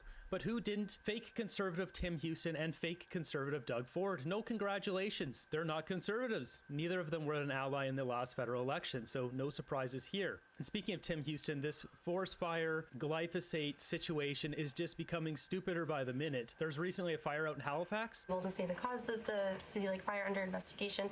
Are there early indications that this would be human caused? I know that that is largely what causes forest fires in this part of the country. So that the cause of the fire was related to human activity. It was an open fire. There was nobody in the area when the crews arrived on scene. That makes it impossible to hold the person or people responsible. So it's a homeless encampment. I don't know if it's arson or if they just had a big fire going there, but this is once again a liberal problem. This homelessness, people living out in the bush, starting fires, that happens literally across the street from where I live. There was one blazing about 3 weeks ago. There's one last year that nearly burned down the neighborhood. This madness must end. And we've also got an update here on the glyphosate situation. Look at this one. Calls for provincial ban on herbicides in forestry are growing in northeastern Ontario. We're making a difference. All the posts going out on YouTube, on X, on this, making a difference. It's made it to CBC's headline here. So Table Salt digging into this. He's got this one here. Holy crap, the rabbit hole is deep. So who he's posted here is Chief Medical Officer of Health in New Brunswick from 2007 to her termination in 2015. Shortly before her dismissal, she was studying glyphosate, a herbicide used in the province that has been characterized as potentially being carcinogenic to humans. We see Dr. Elish Clary studying glyphosate when put on leave. She was surprised and upset by leave from provincial government. Fast forward to today and she's dead. Former New Brunswick Chief Medical Officer of Health dead at 60. She died after a battle with cancer. Going back to this one, so Dr. Elish Clary wrote to a Kent County resident in August that her office would be developing a plan to further explore the herbicide glyphosate, which is used in New Brunswick by forestry company J.D. Irving Limited and by NB Power. Now, who's J.D. Irving? Privately owned conglomerate company headquartered in St. John, New Brunswick. They've got building supplies, railway, Cavendish Farms, forestry products, shipbuilding, transportation. Key people, Jim Irving, Robert Irving. They're commonly known for Irving Oil, gasoline, natural gas producing, exporting off the east coast of Canada. This company has a lot of power and a lot of money. Perhaps if we ask them nicely to stop using a toxic chemical on our forests, maybe they'll comply. And considering the chief medical officer who was researching glyphosate is now dead due to cancer, and considering the connections we're seeing here, maybe it's time we smarten up as a country. Moving ahead, we've got people getting pepper sprayed in their truck. We don't know why, but apparently this is Canada now. Just a little pepper spray. That's wild, man. Little pepper spray in the truck. What has happened to our country? Yeah, this guy can't see anything. No kidding. Next up, we've got an alleged road rage pokey-poking incident on Highway 401 at Brimley, Toronto. 2 people pokey-poked. Okay, we can't have that, but it's every day here. You know, road rage, clan wars. That's all it is. It's clan wars that have been brought over from South Asia. It's the same thing we see every single day. Moving ahead, we've got this one from Table Salt. Trump expands 50% steel and aluminum tariffs to include 407 new derivative products, including automotive exhaust systems, electrical steel needed for electric vehicles, truck trailers, car parts, household appliances. The pain continues. So heading to the source article here, it says the goods list included locomotives, motorcycles, truck trailers, certain car parts, numerous household appliances such as refrigerators, dishwashing machines, stoves and ovens, laundry machines, and microwaves. But this list is long. There's 407 of them. I went to the government website here. This is some complicated stuff going into here. So what we're seeing here is this is the list of them. This here. This is all 407. And you're wondering, well, what is this? These are codes for each product, which makes it very complicated to look up. As you can see here, this is the adoptions and procedures section 232 steel and aluminum tariff inclusion process. And you see the date here, August 19th, 2025. So I put this through AI and having it look this up. I can't verify the results, but I've picked through a few of these just to verify it is looking up the right ones. And that's what we see here. So it looks up the code, this code here, condensed milk, sweetened, etc. So if you go down, like there's halogen derivatives of hydrocarbons, floral or flower water.